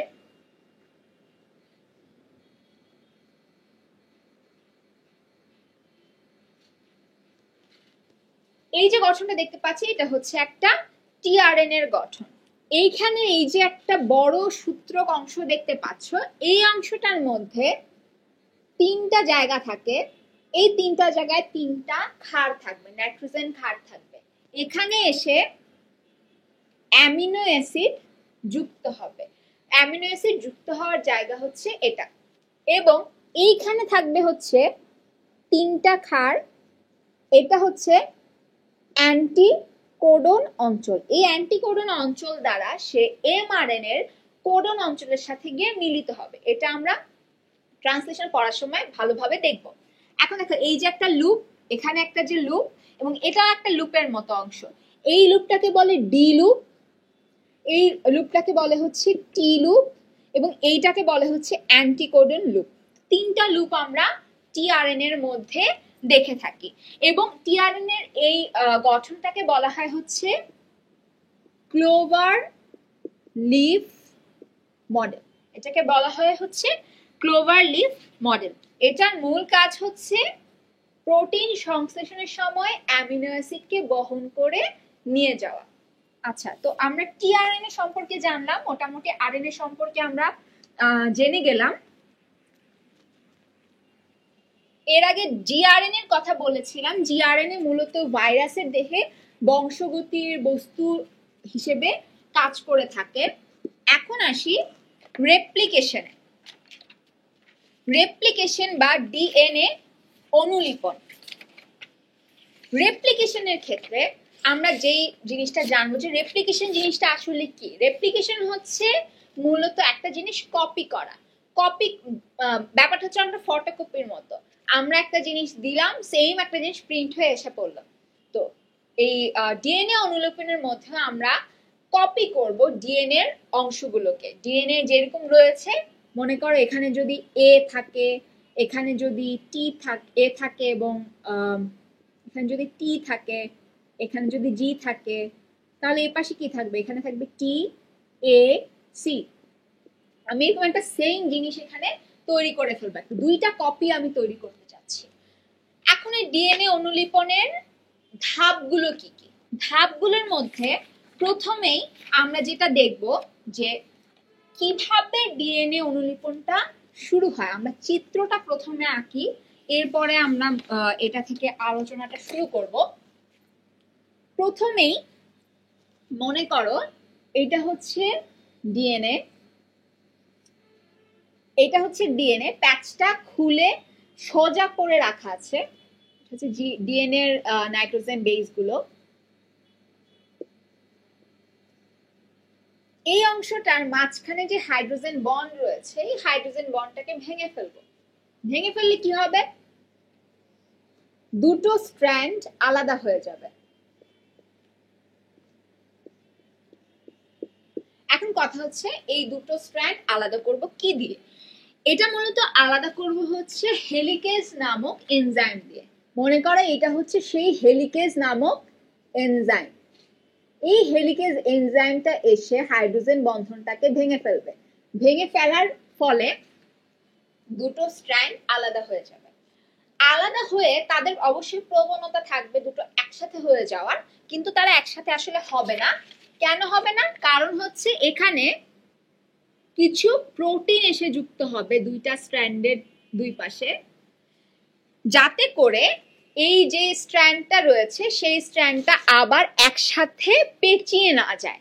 এবং এটাকে আমরা বলি হচ্ছে SSBP বা single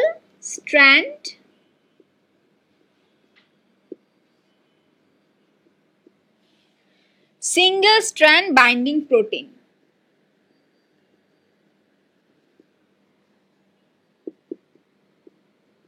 single strand binding protein. এই সিঙ্গেল স্ট্র্যান্ড বাইন্ডিং প্রোটিনটা যখন আসে, তখন এই প্যাচটা আবার নতুন করে তৈরি হয় না, প্যাচটা খোলা অবস্থাতেই থাকে। এখন সিঙ্গেল স্ট্র্যান্ড বাইন্ডিং প্রোটিনের পরে কি হবে? এইখানে যেই 2টো অংশ তৈরি হলো, এই 2টো অংশকে আমরা বলবো হচ্ছে রেপ্লিকেশন ফর্ক। এই অবস্থাটাকে আমরা বলি রেপ্লিকেশন ফর্ক। এটা দেখতে অনেকটা ওয়াই এর মতন মনে হচ্ছে। এই যে রেপ্লিকেশন ফর্কটা, এইখানে এই অংশটা একটা ছাঁচ, এই অংশটাও একটা ছাঁচ। এই অংশটার অনুযায়ী এখানে আমরা একটা ডিএনএ তৈরি করব, এই অংশটা অনুযায়ী এখানেও আমরা একটা ডিএনএ স্ট্র্যান্ড তৈরি করে ফেলবো। এখন এটা যে তৈরিটা শুরু হবে কিভাবে? শুরু হওয়ার জন্য এখানে মূলত যে ডিএনএ পলিমারেজ এনজাইম আছে সেটা এসে এখানে নতুন করে এটার যে সম্পূরক ক্ষার রয়েছে, মনে করো এটা যদি এ হয় তাহলে তার বিপরীতে কে টি বসবে, টি কে এনে এখানে সে বসিয়ে দেবে। কিন্তু সমস্যা হচ্ছে যে ডিএনএ পলিমারেজ সরাসরি এসে বসতে পারে না, এজন্য তার একটা প্রাইমার লাগবে। প্রাইমার হচ্ছে ইনিশিয়েট করে দিবে পুরো কাজটা। প্রাইমারটা কে তৈরি করে দেয়? প্রাইমারটা তৈরি করে দেয় হচ্ছে প্রাইমেজ নামক এনজাইম। প্রাইমেজ নামক এনজাইম এসে যেটা করে, কয়েকটা মনে করো এই 4টা অংশের এখানে সে ক্ষার বসিয়ে, নাইট্রোজেন ক্ষারগুলো বসিয়ে একটা অংশ তৈরি করে দিল। তারপরে এখান থেকে ডিএনএ পলিমারেজটা কাজ শুরু করবে। এখন প্রশ্ন হচ্ছে যে কোন দিক থেকে কোন দিকে যাবে, এটা আমরা বুঝবো কিভাবে? আমরা যদি ধরি এটা হচ্ছে 5 প্রাইম, এটা হচ্ছে 3 প্রাইম, তাহলে এটা হবে 3 প্রাইম, এটা হবে 5 প্রাইম। এই 5 প্রাইম আর 3 প্রাইম কিভাবে আসলো? হচ্ছে নিউক্লিওটাইডটা আমরা যদি আবার দেখি তাহলে দেখো এইখানের যে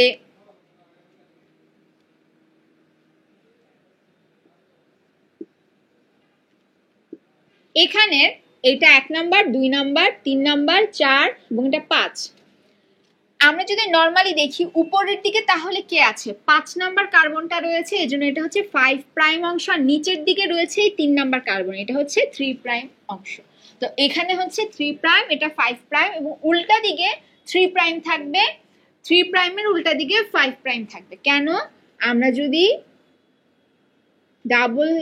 ডাবল স্ট্র্যান্ডের অংশটা আবার দেখি, নিচের দিকে দেখো 5 নাম্বার কার্বন, উপরের দিকে কি 3 নাম্বার কার্বনটা, এই কারণে 5-এর ঠিক উল্টা পাশে 3 প্রাইম, 3-এর ঠিক উল্টা পাশে 5 প্রাইম। আচ্ছা, এখন দেখি ঘটনাটা কি কি ঘটছে। এখানে যেটা ঘটবে, এইখানে যে অংশটা তৈরি হবে সেইটার অবশ্যই এটা হবে 5 প্রাইম, এটা হবে 3 প্রাইম। এইটুকু তো আমরা বুঝতে পারছি, যেহেতু এটা 3 প্রাইম, এই পাশে আমার 5 প্রাইম আসবে। এখন মনে করো এখানে প্রাইমার তৈরি হলো এবং ডিএনএ, নিচের অংশটা আমি মুছে ফেলি তাহলে দেখাতে সুবিধা হবে।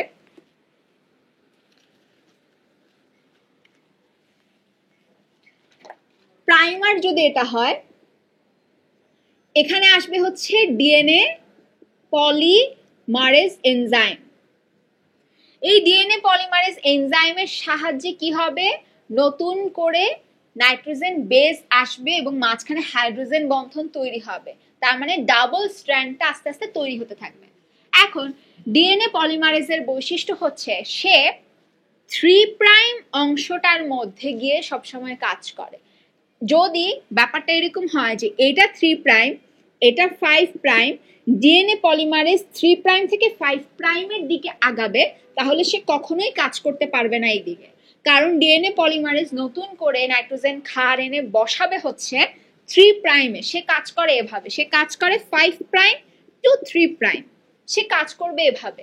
এ কারণে এই অংশটার এখানে যে 5 প্রাইমটা তৈরি হলো, এটা প্রাইমার দিয়ে তৈরি করলাম, এই পাশে 3 প্রাইম, তার মানে ডিএনএ পলিমারেজটা এখানে নতুন নতুন ক্ষার যুক্ত করবে এবং সে সামনের দিকে আগাতে থাকবে। এখানে দেখো হেলিকেজটাও সামনের দিকে আগাচ্ছে, এটাও সামনের দিকে আগাচ্ছে, মাঝখানে সে আর কোনো বাধা পাবে না। সে যতক্ষণ পর্যন্ত সে পুরোটা ডিএনএ বা যতটুকু অংশ তার রেপ্লিকেশন করা লাগবে, যতক্ষণ পর্যন্ত তার প্রয়োজন, সে সরাসরি চলতে পারবে, তার কোনো বাধা আসবে না, তার কোনো অন্য জায়গায় সরে যাওয়া লাগবে না। এখন দেখি এই কথাটা কেন বললাম, এটা আমরা যদি এই পাশের স্ট্র্যান্ডটা দেখি তাহলেই বুঝতে পারবো। এই পাশের স্ট্র্যান্ডটা কিরকম ছিল? এখানে ছিল এটা 3 প্রাইম, এটা হচ্ছে 5 প্রাইম। তার মানে এখানে যদি আমি একটা প্রাইমার বসাই, আমার প্রাইমারের দিকটা কি হবে? এটা হবে 3 প্রাইম, এইটা হবে 5 প্রাইম। তার মানে ডিএনএ পলিমারেজটা এসে বসবে হচ্ছে এইখানে। সে এসে বসলোই 5 প্রাইমে, সে সামনের দিকে এদিকে যদি যায় অবশ্যই সে 5 প্রাইম বারবার পাবে।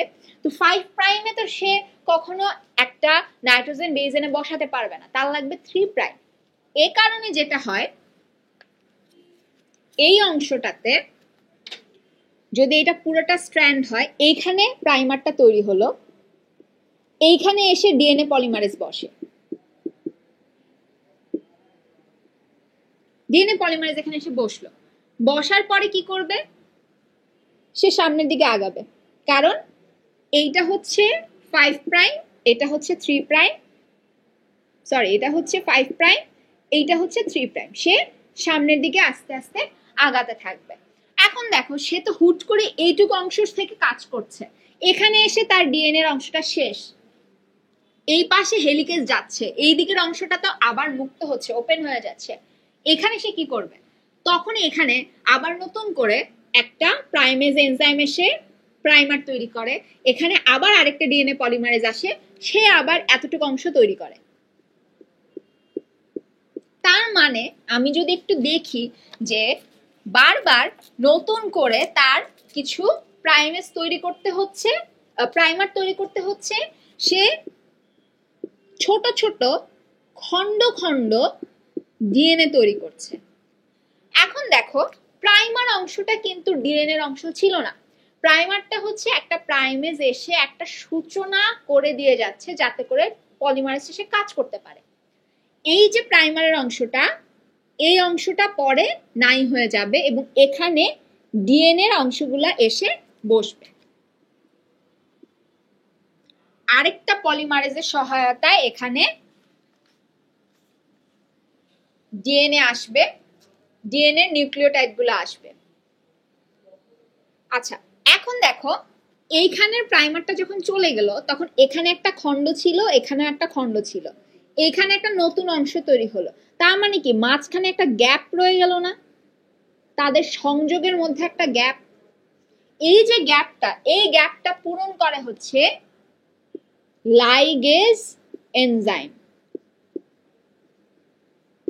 তাহলে আমরা কি কি এনজাইম পাচ্ছি, প্রাইমেজ পাচ্ছি, ডিএনএ পলিমারেজ পাচ্ছি এবং লাইগেজ এনজাইম পাচ্ছি। স্পষ্টভাবে তিনটা এনজাইমের নাম আমাদের মনে রাখতে হবে।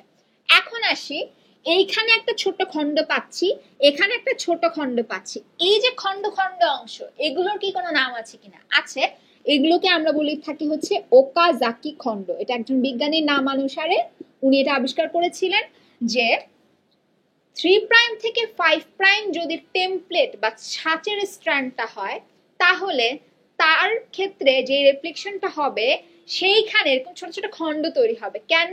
ওই যে 5 প্রাইম থেকে 3 প্রাইমে তার যাওয়া লাগে, এখানে সে উল্টা দিকে যেতে পারছে না, তার এদিকে বর্ধিত হচ্ছে কিন্তু তার যেতে হচ্ছে উল্টা দিকে, এজন্য পেছন থেকে আবার নতুন করে করে তার ছোট ছোট খন্ড তৈরি করা লাগছে। এই যে খন্ডগুলো তৈরি হয় এগুলোকে আমরা বলি ওকাজাকি খন্ড। প্রাইমারটা পরবর্তীতে চলে যাবে এবং পলিমারেজ এসে এখানে ডিএনএ এর অংশ বসিয়ে দিবে এবং মাঝখানের গ্যাপগুলো লাইগেজ এনজাইম এসে ফিল আপ করে দিবে। এইখানেও সেম ঘটনা ঘটে, প্রাইমারটা সরে যায়, সরে গিয়ে এখানে ডিএনএ তৈরি হবে এবং লাইগেজ এনজাইম এসে এটাকে যুক্ত করে দিবে বা জোড়া লাগিয়ে দিবে। এখন আমরা দুটো শব্দ সবসময় পাবো রেপ্লিকেশনে, লিডিং স্ট্র্যান্ড এবং ল্যাগিং স্ট্র্যান্ড। এই যে এতক্ষণ ধরে বললাম যে এই পাশের মধ্যে যে স্ট্র্যান্ডটা তৈরি হবে সেটা কন্টিনিউয়াসলি যেতেই থাকবে যেতেই থাকবে, সে কোনো বাধা পাবে না। আর এখানে দেখো সে একবার সামনে যাচ্ছে, আবার পেছন থেকে তার সামনে আসা লাগছে, এই ঘটনা কিন্তু পুরোটা স্ট্র্যান্ড জুড়ে তার করা লাগবে। তার মানে কি এই জায়গাটা সব সময় হেলিকেজ যেদিকে লিড দিচ্ছে সে সরাসরি ওদিকে যেতে পারছে, এটাকে আমরা বলবো লিডিং স্ট্র্যান্ড। দ্রুত এই স্ট্র্যান্ডটা তৈরি হয়ে যায়। আর এখানে যেই নতুন স্ট্র্যান্ডটা তৈরি হয়, এই স্ট্র্যান্ডটা সব সময় পেছানো। কেন? সে বারবার পেছন দিকে যায়, আরেকটা প্রাইমার তৈরি করে এবং তার যে অনেকগুলা খন্ড, এই খন্ড সবগুলো তার যোগ করতেও সময় লাগবে, এই কারণে এটা ধীর গতির, এই জন্য এটাকে আমরা বলি ল্যাগিং স্ট্র্যান্ড। তাহলে লিডিং স্ট্র্যান্ডের ডিরেকশন হচ্ছে 5 প্রাইম টু 3 প্রাইম এবং ছাঁচের ক্ষেত্রে লিডিং স্ট্র্যান্ডটা তৈরি হয় হচ্ছে এই অংশটাতে যেখানে হেলিকেজটা যাবে 3 প্রাইম থেকে 5 প্রাইমের দিকে, আর ল্যাগিং স্ট্র্যান্ড হচ্ছে যেই ছাঁচের মধ্যে হেলিকেজ যাচ্ছে হচ্ছে 5 প্রাইম থেকে 3 প্রাইমের দিকে। আশা করি আমরা এই অংশটা বুঝতে পেরেছি। এখন রেপ্লিকেশনের পরে কি ঘটে? রেপ্লিকেশনের পরে এরর চেকিং ঘটে। এরর চেকিং জিনিসটা কি? যদি বাই চান্স মাঝখানে কোনো একটা ভুল হয়ে যায়, মনে করো এর পাশে টি বসার কথা, টি বসলো না, জি বসে গেল, যদি এরকম হয়, জি বসার কথা না, আসলে সি হয়তো বসে গেল, যদি এরকম হয় তাহলে সেটা অবশ্যই ভুল। তখন এই এররটাকে সে শনাক্ত করবে। আরেক ধরনের পলিমারেজ এই এররটাকে শনাক্ত করে। এররটাকে শনাক্ত করার পর যেখানে ভুল আছে সেই জায়গাটা ঠিক করে, ঠিক করে সেখানে সঠিক যেই নাইট্রোজেন খাতটা বসবে সেই খাতটাকে সে বসিয়ে দেয়, মানে রিমুভ করে এবং রিপ্লেস করে, দুইটা কাছে একসাথে করে। এবং এটি কিভাবে করে? সে চেক করতে থাকে কোথায় ম্যাচ হচ্ছে না, ম্যাচ যেখানে হয় না সেখানে সেই কাজটা করে থাকে। এবং যদি এরকম মিসম্যাচ হয়ে যায় তাহলে সেখান থেকে ক্যান্সার হতে পারে। এই ধরনের এরর যদি ফিক্স না হয় তাহলে সেটা থেকে কোলন ক্যান্সার হয়ে থাকে, কোলন ক্যান্সার হওয়ার প্রমাণ পাওয়া যায়। আচ্ছা, তো এতক্ষণ আমরা দেখলাম হচ্ছে লিডিং স্ট্র্যান্ড, ল্যাগিং স্ট্র্যান্ড কোনগুলো এবং রেপ্লিকেশনটা কিভাবে ঘটছে। রেপ্লিকেশনটা শেষ হয়ে যাওয়ার পরে কি ঘটবে? শেষ হয়ে যাওয়ার পর যখন এই মিসম্যাচ গুলো তারা ঠিকঠাক করে ফেললো, সবকিছু ঠিক করে ফেললো, তখন যেটা ঘটবে, মনে করো এই স্ট্র্যান্ডের সাথে যে স্ট্র্যান্ডটা তৈরি হলো সেই স্ট্র্যান্ডটা যদি একসাথে মিলে এরকম ডাবল হেলিক্স তৈরি করে ফেলে তাহলে সেটা একটা ডিএনএ এবং এই অংশটা হচ্ছে আরেকটা ডিএনএ। এখন এখানে দেখো এই অংশটাকে আমরা বলতে পারি হচ্ছে পুরনো ডিএনএর একটা স্ট্র্যান্ড, আর আরেকটা স্ট্র্যান্ড হচ্ছে নতুন করে তৈরি হওয়া। এক্ষেত্রেও সেম, একটা হচ্ছে পুরনো, একটা হচ্ছে নতুন করে তৈরি হওয়া। তার মানে এইটাকে আমরা বলবো অর্ধ সংরক্ষণশীল। অর্ধ সংরক্ষণশীল, যেখানে একটা স্ট্র্যান্ড হচ্ছে পুরনো ডিএনএ এর অংশ, আরেকটা হচ্ছে নতুন তৈরি হওয়া অংশ, আরেকটা স্ট্র্যান্ড। এটা হচ্ছে অর্ধ সংরক্ষণশীল। যদি এমন হয় যে কোনো একটা নতুন ডিএনএ যেটা তৈরি হচ্ছে তার মধ্যে দুইটাই হচ্ছে পুরনো স্ট্র্যান্ড আর নতুন তৈরি হওয়াটা দুটাই হচ্ছে নতুন স্ট্র্যান্ড, যদি এরকম হয় তাহলে সেক্ষেত্রে আমরা বলবো হচ্ছে পূর্ণ সংরক্ষণশীল। এখানে পুরোটাই সংরক্ষিত হচ্ছে, পুরনো ডিএনএটাই রয়েছে, এখানে কোনো নতুনটা আসছে না। আর যদি এমন হয় যে অর্ধেকটা বা কিছু কিছু অংশ নতুন তৈরি হয়েছে, কিছু অংশ পুরনো স্ট্র্যান্ডের রয়ে গেছে, তাহলে সেটাকে আমরা অর্ধ সংরক্ষণশীল বা সম্পূর্ণ সংরক্ষণশীল কোনোটাই বলবো না, এটাকে আমরা বলবো হচ্ছে বিচ্ছুরণশীল অনুলিপন। সেখানে একটা মিক্স অবস্থায় থাকবে জিনিসটা। এখন রেপ্লিকেশনের একদম লাস্টে আমরা কি কি এনজাইম সম্পর্কে শুনলাম, কি কি এনজাইমের নাম জানলাম, এনজাইমগুলো একটু লিখে ফেলি, লিস্ট যদি করে ফেলি তাহলে আমাদের মনে রাখতে সুবিধা হবে। প্রথমেই আমরা বলেছি হচ্ছে হেলিকেজ, এরপরে কি বলেছিলাম প্রাইমেজ, যেটা প্রাইমার তৈরি করবে। হেলিকেজের পর প্রাইমেজ, এরপরে পলিমারেজ এসেছে। পলিমারেজ মূলত দুই ধরনের পলিমারেজ আমরা পাই এখানে, আমরা পলিমারেজ দিয়ে মনে রাখতে পারি। এরপরে আমরা পাই হচ্ছে লাইগেজ, আরেকটা পাই এসএসবিপি যেটা হচ্ছে সিঙ্গেল স্ট্র্যান্ড বাইন্ডিং প্রোটিন, যেটা ডিএনএটাকে আবার পেঁচিয়ে যাওয়া থেকে বিরত রাখছে। তো এই কয়েকটা এনজাইম আমরা সরাসরি পেয়ে থাকি পুরো প্রসেসের মধ্যে। এখন আমরা চলে যাব হচ্ছে ট্রান্সক্রিপশন কাকে বলে। ট্রান্সক্রিপশন জিনিসটা কি? ট্রান্সক্রিপশন জিনিসটা হচ্ছে যখন নিউক্লিয়াসের মধ্যেকার ডিএনএ থেকে কোনো একটা প্রোটিন তৈরি হওয়ার কোড বের হয়ে আসতে হবে সাইটোপ্লাজমের রাইবোজোমের কাছে। এখন নিউক্লিয়াসের ভেতর থেকে ডিএনএ তো সরাসরি বের হতে পারছে না, এখন সে একটা মেসেঞ্জারকে এই মেসেজটা দিয়ে দেয়। এই মেসেঞ্জার হিসেবে কাজ করে হচ্ছে এমআরএনএ। এমআরএনএ তৈরি করতে হয়, এমআরএনএ তৈরি হয় হচ্ছে ট্রান্সক্রিপশন প্রক্রিয়ার মাধ্যমে। আমরা এখন ট্রান্সক্রিপশন প্রক্রিয়াটা সম্পর্কে জানবো। ট্রান্সক্রিপশন প্রক্রিয়ার ক্ষেত্রে যেটা হয়, মনে করো এইটা হচ্ছে ডিএনএ এর অংশটা, এই ডিএনএ এর অংশটা কি হবে, মাঝখানের যে হাইড্রোজেন বন্ডটা, এই বন্ডটা পৃথক হয়ে গিয়ে দুটা অংশ আলাদা হয়ে যাবে। দুটা অংশ আলাদা হয়ে গিয়ে এরকম খুলে যাবে, প্যাচটা খুলে গিয়ে দুটো আলাদা হয়ে যাবে। আমরা যদি এটাকে ছাঁচ হিসেবে ইউজ করি, এখানে যদি আমরা এমআরএনএটা তৈরি করি এটার বিপরীতে, তাহলে এটার নাম হবে হচ্ছে সেন্স স্ট্র্যান্ড, এটা হবে ছাঁচ এবং এটাকে বলা হয় অ্যান্টিসেন্স। এখন আসি যে অ্যান্টিসেন্সের মধ্যে কি কি ঘটবে। মনে করো এই প্যাচটা খুললো, খোলার পরে এখানে যেটা ঘটবে, একদম প্রথমে প্রমোটার রিজিয়ন খুঁজে বের করতে হবে, যেখান থেকে ঘটনাটা এই ট্রান্সক্রিপশন শুরু হবে, ইনিশিয়েশনটা হবে। এই যেই প্রমোটার রিজিয়ন, সেই প্রমোটার রিজিয়নটা যখন আমরা বের করে ফেলতে পারবো, সেই প্রমোটার রিজিয়নটা খুঁজে বের করে ফেলবে হচ্ছে আরএনএ পলিমারেজ। আরএনএ পলিমারেজ এসে প্রমোটার রিজিয়নে বসবে, এসে বসার পরে সেখান থেকে নতুন করে আরএনএর যে নিউক্লিওটাইড গুলো সেগুলোকে এনে বসাতে থাকবে। তার মানে এটা ছিল ডিএনএ, আর আমি ডিএনএ অনুসরণ করে এখানে তৈরি করব হচ্ছে একটা আরএনএ। এবং আরএনএ যেহেতু, এখানে আমরা কি কি পাবো, এ কি কি ধরনের ক্ষার আনতে পারবো, এ ইউ সি জি, এখানে আমরা থায়ামিন পাবো না। তার মানে হচ্ছে যদি এই অংশে এ থাকে, এইখানে আমার এসে বসবে হচ্ছে ইউ বা ইউরাসিল। এখানে আমরা টি বা থায়ামিন আনতে পারবো না, কারণ আরএনএ তে থায়ামিন আমরা দেখি না, থায়ামিনের জায়গায় আমরা ইউরাসিল দেখি। আচ্ছা, তো এটা গেল হচ্ছে আরএনএ এর মধ্যে আমরা কি কি এনে বসাবো সেটা। তো প্রথমে মনে করো এটা হচ্ছে প্রমোটার রিজিয়ন, এটা মনে করো প্রমোটার রিজিয়ন, এখানে এসে আরএনএ পলিমারেজ বসবে। এখন প্রশ্ন হচ্ছে আরএনএ পলিমারেজ কোন দিক থেকে কাজ করে? এটাও কি ডিএনএ পলিমারেজের মতো? এটা এক্স্যাক্টলি ডিএনএ পলিমারেজের মতন সেম ডিরেকশনে কাজ করে। তার মানে 5 প্রাইম থেকে সে 3 প্রাইমের দিকে যাবে, 3 প্রাইম হিসেবে স্ট্র্যান্ড তৈরি করতে পারবে। তার মানে আমার অ্যান্টিসেন্সটা কি 3 প্রাইম থেকে 5 প্রাইম হচ্ছে। এ কারণেই তো আমি যে নতুন স্ট্র্যান্ড বানাবো, এই স্ট্র্যান্ডটা কি হবে, এই স্ট্র্যান্ডটা 5 প্রাইম থেকে 3 প্রাইম হবে। আচ্ছা, তো এতটুকু যদি আমরা বুঝি তাহলে আমরা দেখি এরপরে কি ঘটে। আরএনএ পলিমারেজ আসলো, এসে সে বসলো, ইনিশিয়েশন হলো জিনিসটার, এবং এখান থেকে সে এটার ঠিক কমপ্লিমেন্টারি ক্ষারগুলো এনে বসাবে। যদি এখানে টি থাকে, মনে করো সি জি জি এরকম যদি থাকে, এখানে এসে বসবে হচ্ছে ইউ, এখানে এ, এখানে জি, এখানে সি, এখানে সি। এভাবে করে সে আরএনএটাকে তৈরি করে ফেলবে।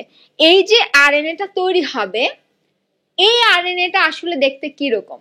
এই আরএনএটা কিন্তু দেখতে আসলে এইখানে যে সেন্স স্ট্র্যান্ড ছিল এই ডিএনএটার মতন দেখতে। কারণ চিন্তা করো, এটার ঠিক উল্টা পাশে কি ছিল, টি ছিল, এটার ঠিক উল্টা পাশে এ ছিল, এটার উল্টা পাশে জি, এটার উল্টা পাশে সি সি। দেখো এখানে শুধু টি এর জায়গায় ইউরাসিল বাদে পুরোটাই কিন্তু সেম। তার মানে যেই নতুন এমআরএনএটা তৈরি করব সেটা আসলে সেন্স স্ট্র্যান্ডের মতন দেখতে হবে। অ্যান্টিসেন্সকে আমরা টেমপ্লেট হিসেবে ইউজ করে সেন্স স্ট্র্যান্ডের মতন এমআরএনএ তৈরি করে ফেলবো। আচ্ছা, এখন এটা ছিল প্রথমে প্রমোটার রিজিয়ন থেকে ইনিশিয়েশন, এটা হচ্ছে ইলংগেশন বলা হয় বা বর্ধিতকরণ, যেখানে সম্পূর্ণ এমআরএনএটা তৈরি হয়ে যায়।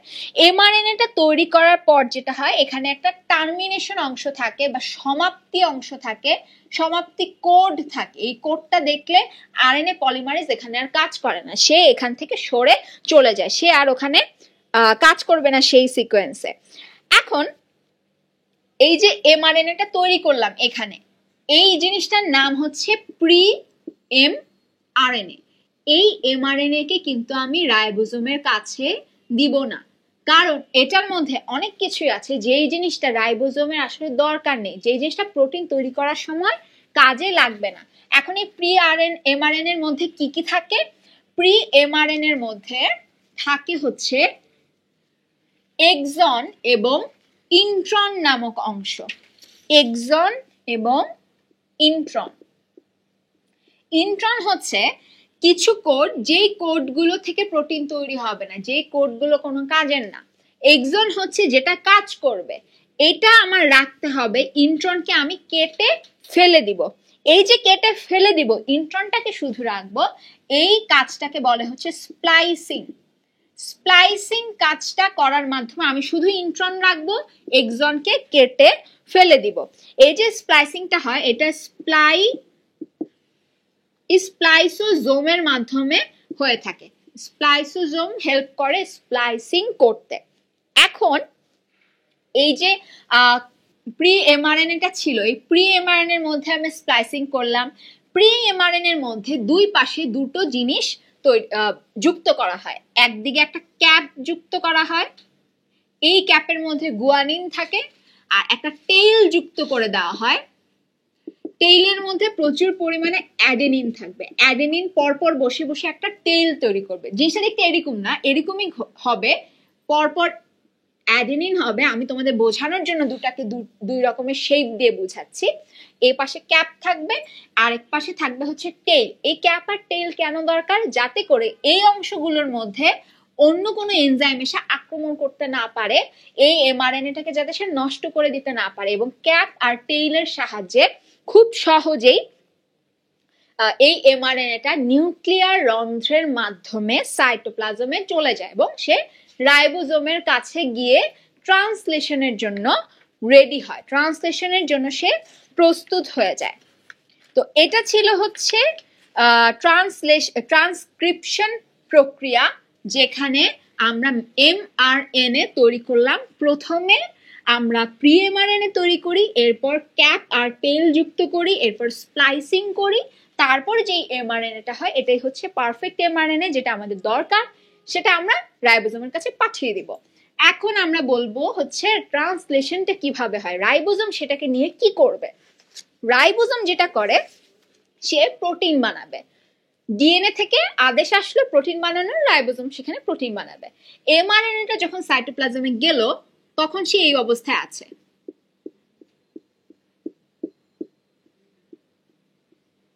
এমআরএনএটা গেল, এখন এমআরএনএ নিচে এসে যুক্ত হবে হচ্ছে রাইবোজোমের স্মল সাব ইউনিটটা, উপরে এসে বসবে হচ্ছে লার্জ সাব ইউনিটটা।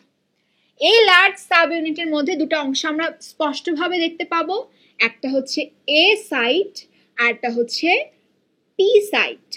এখন আগে বলেছি আমাদের প্রোটিন তৈরিতে কাজে লাগবে কে? টিআরএনএ। টিআরএনএ কিভাবে কাজে লাগবে? এইখানে এমন একটা অংশকে এই রাইবোজোমটা খুঁজে বের করবে যেটা হচ্ছে স্টার্ট কোডন। স্টার্ট কোডন যদি এইখানে থাকে, তিনটা ক্ষার মিলে একটা কোডন তৈরি হয়। তিনটা ক্ষার পরপর বসে, তিনটা নিউক্লিওটাইড পরপর বসে একটা কোডন তৈরি করে ফেলে। এটা যদি স্টার্ট কোডন হয়, এই স্টার্ট কোডনের জন্য যেই অ্যামাইনো অ্যাসিডটা রয়েছে, টিআরএনএ করবে কি? টিআরএনএ তার মাথার মধ্যে অ্যামাইনো অ্যাসিডটাকে নিয়ে সে আসবে, এখানে আসবে, এসে কি করবে?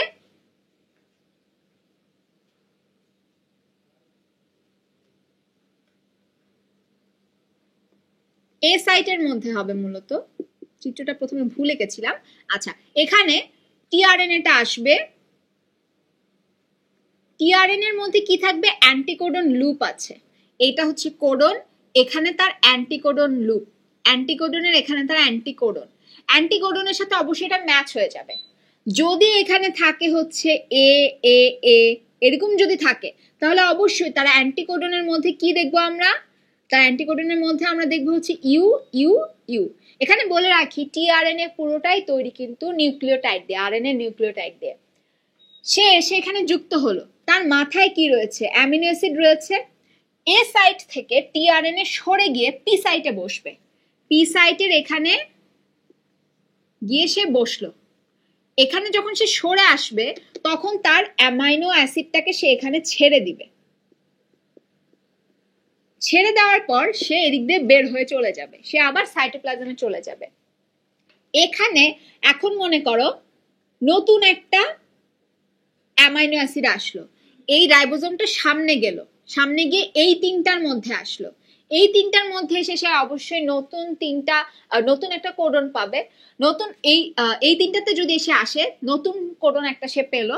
এই কোডন অনুযায়ী আরেকটা টিআরএনএ আসবে, সেই টিআরএনএ এর মাথায় একটা ওই কোডন অনুযায়ী যেই অ্যামাইনো অ্যাসিড দরকার, মোট অ্যামাইনো অ্যাসিড আমরা 20টা অ্যামাইনো অ্যাসিড দেখে থাকি, 20টা অ্যামাইনো অ্যাসিডের মধ্যে যার সাথে কোড মিলবে সেই কোড অনুযায়ী অ্যামাইনো অ্যাসিডটাকে সে ধরে নিয়ে আসবে, সে এসে বসবে এবং বসবে হচ্ছে এ সাইটে, রাইবোজোমটা সামনে এদিকে এগিয়ে যাবে, এ সাইটে এসে বসবে, পি সাইটে সে শিফট করবে, শিফট করার সময় সে অ্যামিনো অ্যাসিডটাকে ছেড়ে দিবে। এর ফলে যেটা হবে, আগে থেকে যে অ্যামিনো অ্যাসিড ছিল এটা যদি 1 নাম্বার হয়, এই অ্যামিনো অ্যাসিডটা যদি 2 নাম্বার হয়, এই 2 নাম্বার অ্যামিনো অ্যাসিডটা 1 নাম্বার অ্যামিনো অ্যাসিডের পরে এসে বসে যাবে। এরকম করে যতক্ষণ পর্যন্ত রাইবোজোম সামনে যাবে ততক্ষণ পর্যন্ত সে নতুন নতুন একটা করে কোডন পাবে এবং প্রত্যেকটার জন্য সে নতুন করে একটা টিআরএনএ কে পাবে, টিআরএনএ একটা অ্যামিনো অ্যাসিড নিয়ে আসবে এবং সব শেষে একটা স্টপ কোডন পাবো। সেই স্টপ কোডনের সময় আর কোনো টিআরএনএ আসবে না। টিআরএনএ যখন আসবে না তখন সেখানে আসবে হচ্ছে একটা রিলিজ ফ্যাক্টর। রিলিজ ফ্যাক্টরটা হচ্ছে প্রোটিনটাকে রিলিজ করার জন্য আসে। রিলিজ ফ্যাক্টর এসে বসবে এই এ সাইটের মধ্যে। তখন মনে করো এই রাইবোজোমটা এখানে আছে, এ সাইটের মধ্যে এই কোডনটা আছে, রিলিজ ফ্যাক্টরটা এসে এখানে বসলো, তখন এখানে সে আর কোনো টিআরএনএ পেল না। তখন দেখা যাবে এই রাইবোজোমের মধ্যে টোটাল এরকম ভাবে সবগুলো অ্যামিনো অ্যাসিড বসে আছে। রিলিজ ফ্যাক্টরটা পাওয়ার পর অ্যামিনো অ্যাসিডটা রাইবোজোমটাকে ছেড়ে দিয়ে বের হয়ে চলে যাবে সাইটোপ্লাজমে। তখন দেখা যাবে যে এটা হচ্ছে প্রথম কোডনের অ্যামিনো অ্যাসিডটা, এটা হচ্ছে সেকেন্ড কোডনের, এরকম করে করে প্রত্যেকটা কোডনের জন্য যে অ্যামিনো অ্যাসিড এসেছিল তারা সিরিয়ালি একটা চেইন তৈরি করে ফেলেছে। এটাই হচ্ছে সেই পলিপেপটাইড চেইন, এটাই হচ্ছে প্রোটিন। এই প্রোটিনগুলো বিভিন্ন কাজে লাগতে পারে, এগুলো এনজাইম হিসেবে কাজ করতে পারে, এগুলো সাইটোপ্লাজমে ভাসতে থাকবে অথবা যেখানে যাওয়ার প্রয়োজন, যেই অংশে যাওয়ার প্রয়োজন সেই অংশে সে চলে যাবে। তো এটা হচ্ছে ট্রান্সলেশন প্রক্রিয়াটা। এবং মনে রাখতে হবে যে এ সাইটে টিআরএনএটা এসে বসে, তার কোডন অংশটা, অ্যান্টিকোডন অংশটাকে সে এই কোডনের সাথে এসে বসায় হচ্ছে এ সাইটে এবং পরে সে শিফট করে হচ্ছে পি সাইটে। এবং প্রথম কোডন হিসেবে, স্টার্ট হিসেবে আমরা সাধারণত পাই হচ্ছে AUG। এটা হচ্ছে আমাদের স্টার্ট কোডন হিসেবে আমরা পেয়ে থাকি। স্টপ কোডন আমাদের মোটমাট 3টা স্টপ কোডন রয়েছে। সেই স্টপ কোডন গুলো যখন আসবে, সেই স্টপ কোডন গুলো আসলেই এই টিআরএনএটা আসা বন্ধ হয়ে যাবে, রিলিজ ফ্যাক্টর এসে পড়বে। আচ্ছা, এখন আমরা ট্রান্সলেশন সম্পর্কে জানলাম। ট্রান্সলেশনের পরে আমরা অল্প কয়েকটা জিনিস সম্পর্কে জানবো, সেটা হচ্ছে আচ্ছা আমরা ইন্ট্রন এবং এক্সন সম্পর্কে জেনে ফেলেছি। ইন্ট্রন এবং এক্সন যে শুধু এমআরএনএ এর মধ্যেই থাকে তা কিন্তু না। এমআরএনএটা যে তৈরি হলো ইন্ট্রন এবং এক্সন হিসেবে, এই জিনিসটা আসলো কোথা থেকে? ডিএনএ থেকে তো মূলত আসলো, ডিএনএ এর কোড অনুযায়ী। তার মানে ডিএনএ এর মধ্যেও কিছু অংশ রয়েছে যেই অংশগুলো আদৌ কোনো কাজে লাগছে না, অতিরিক্ত অংশ হিসেবে যে অংশটা থেকে থাকে, সেই অংশগুলোই মূলত ইন্ট্রন তৈরি করছে এমআরএনএ এর মধ্যে।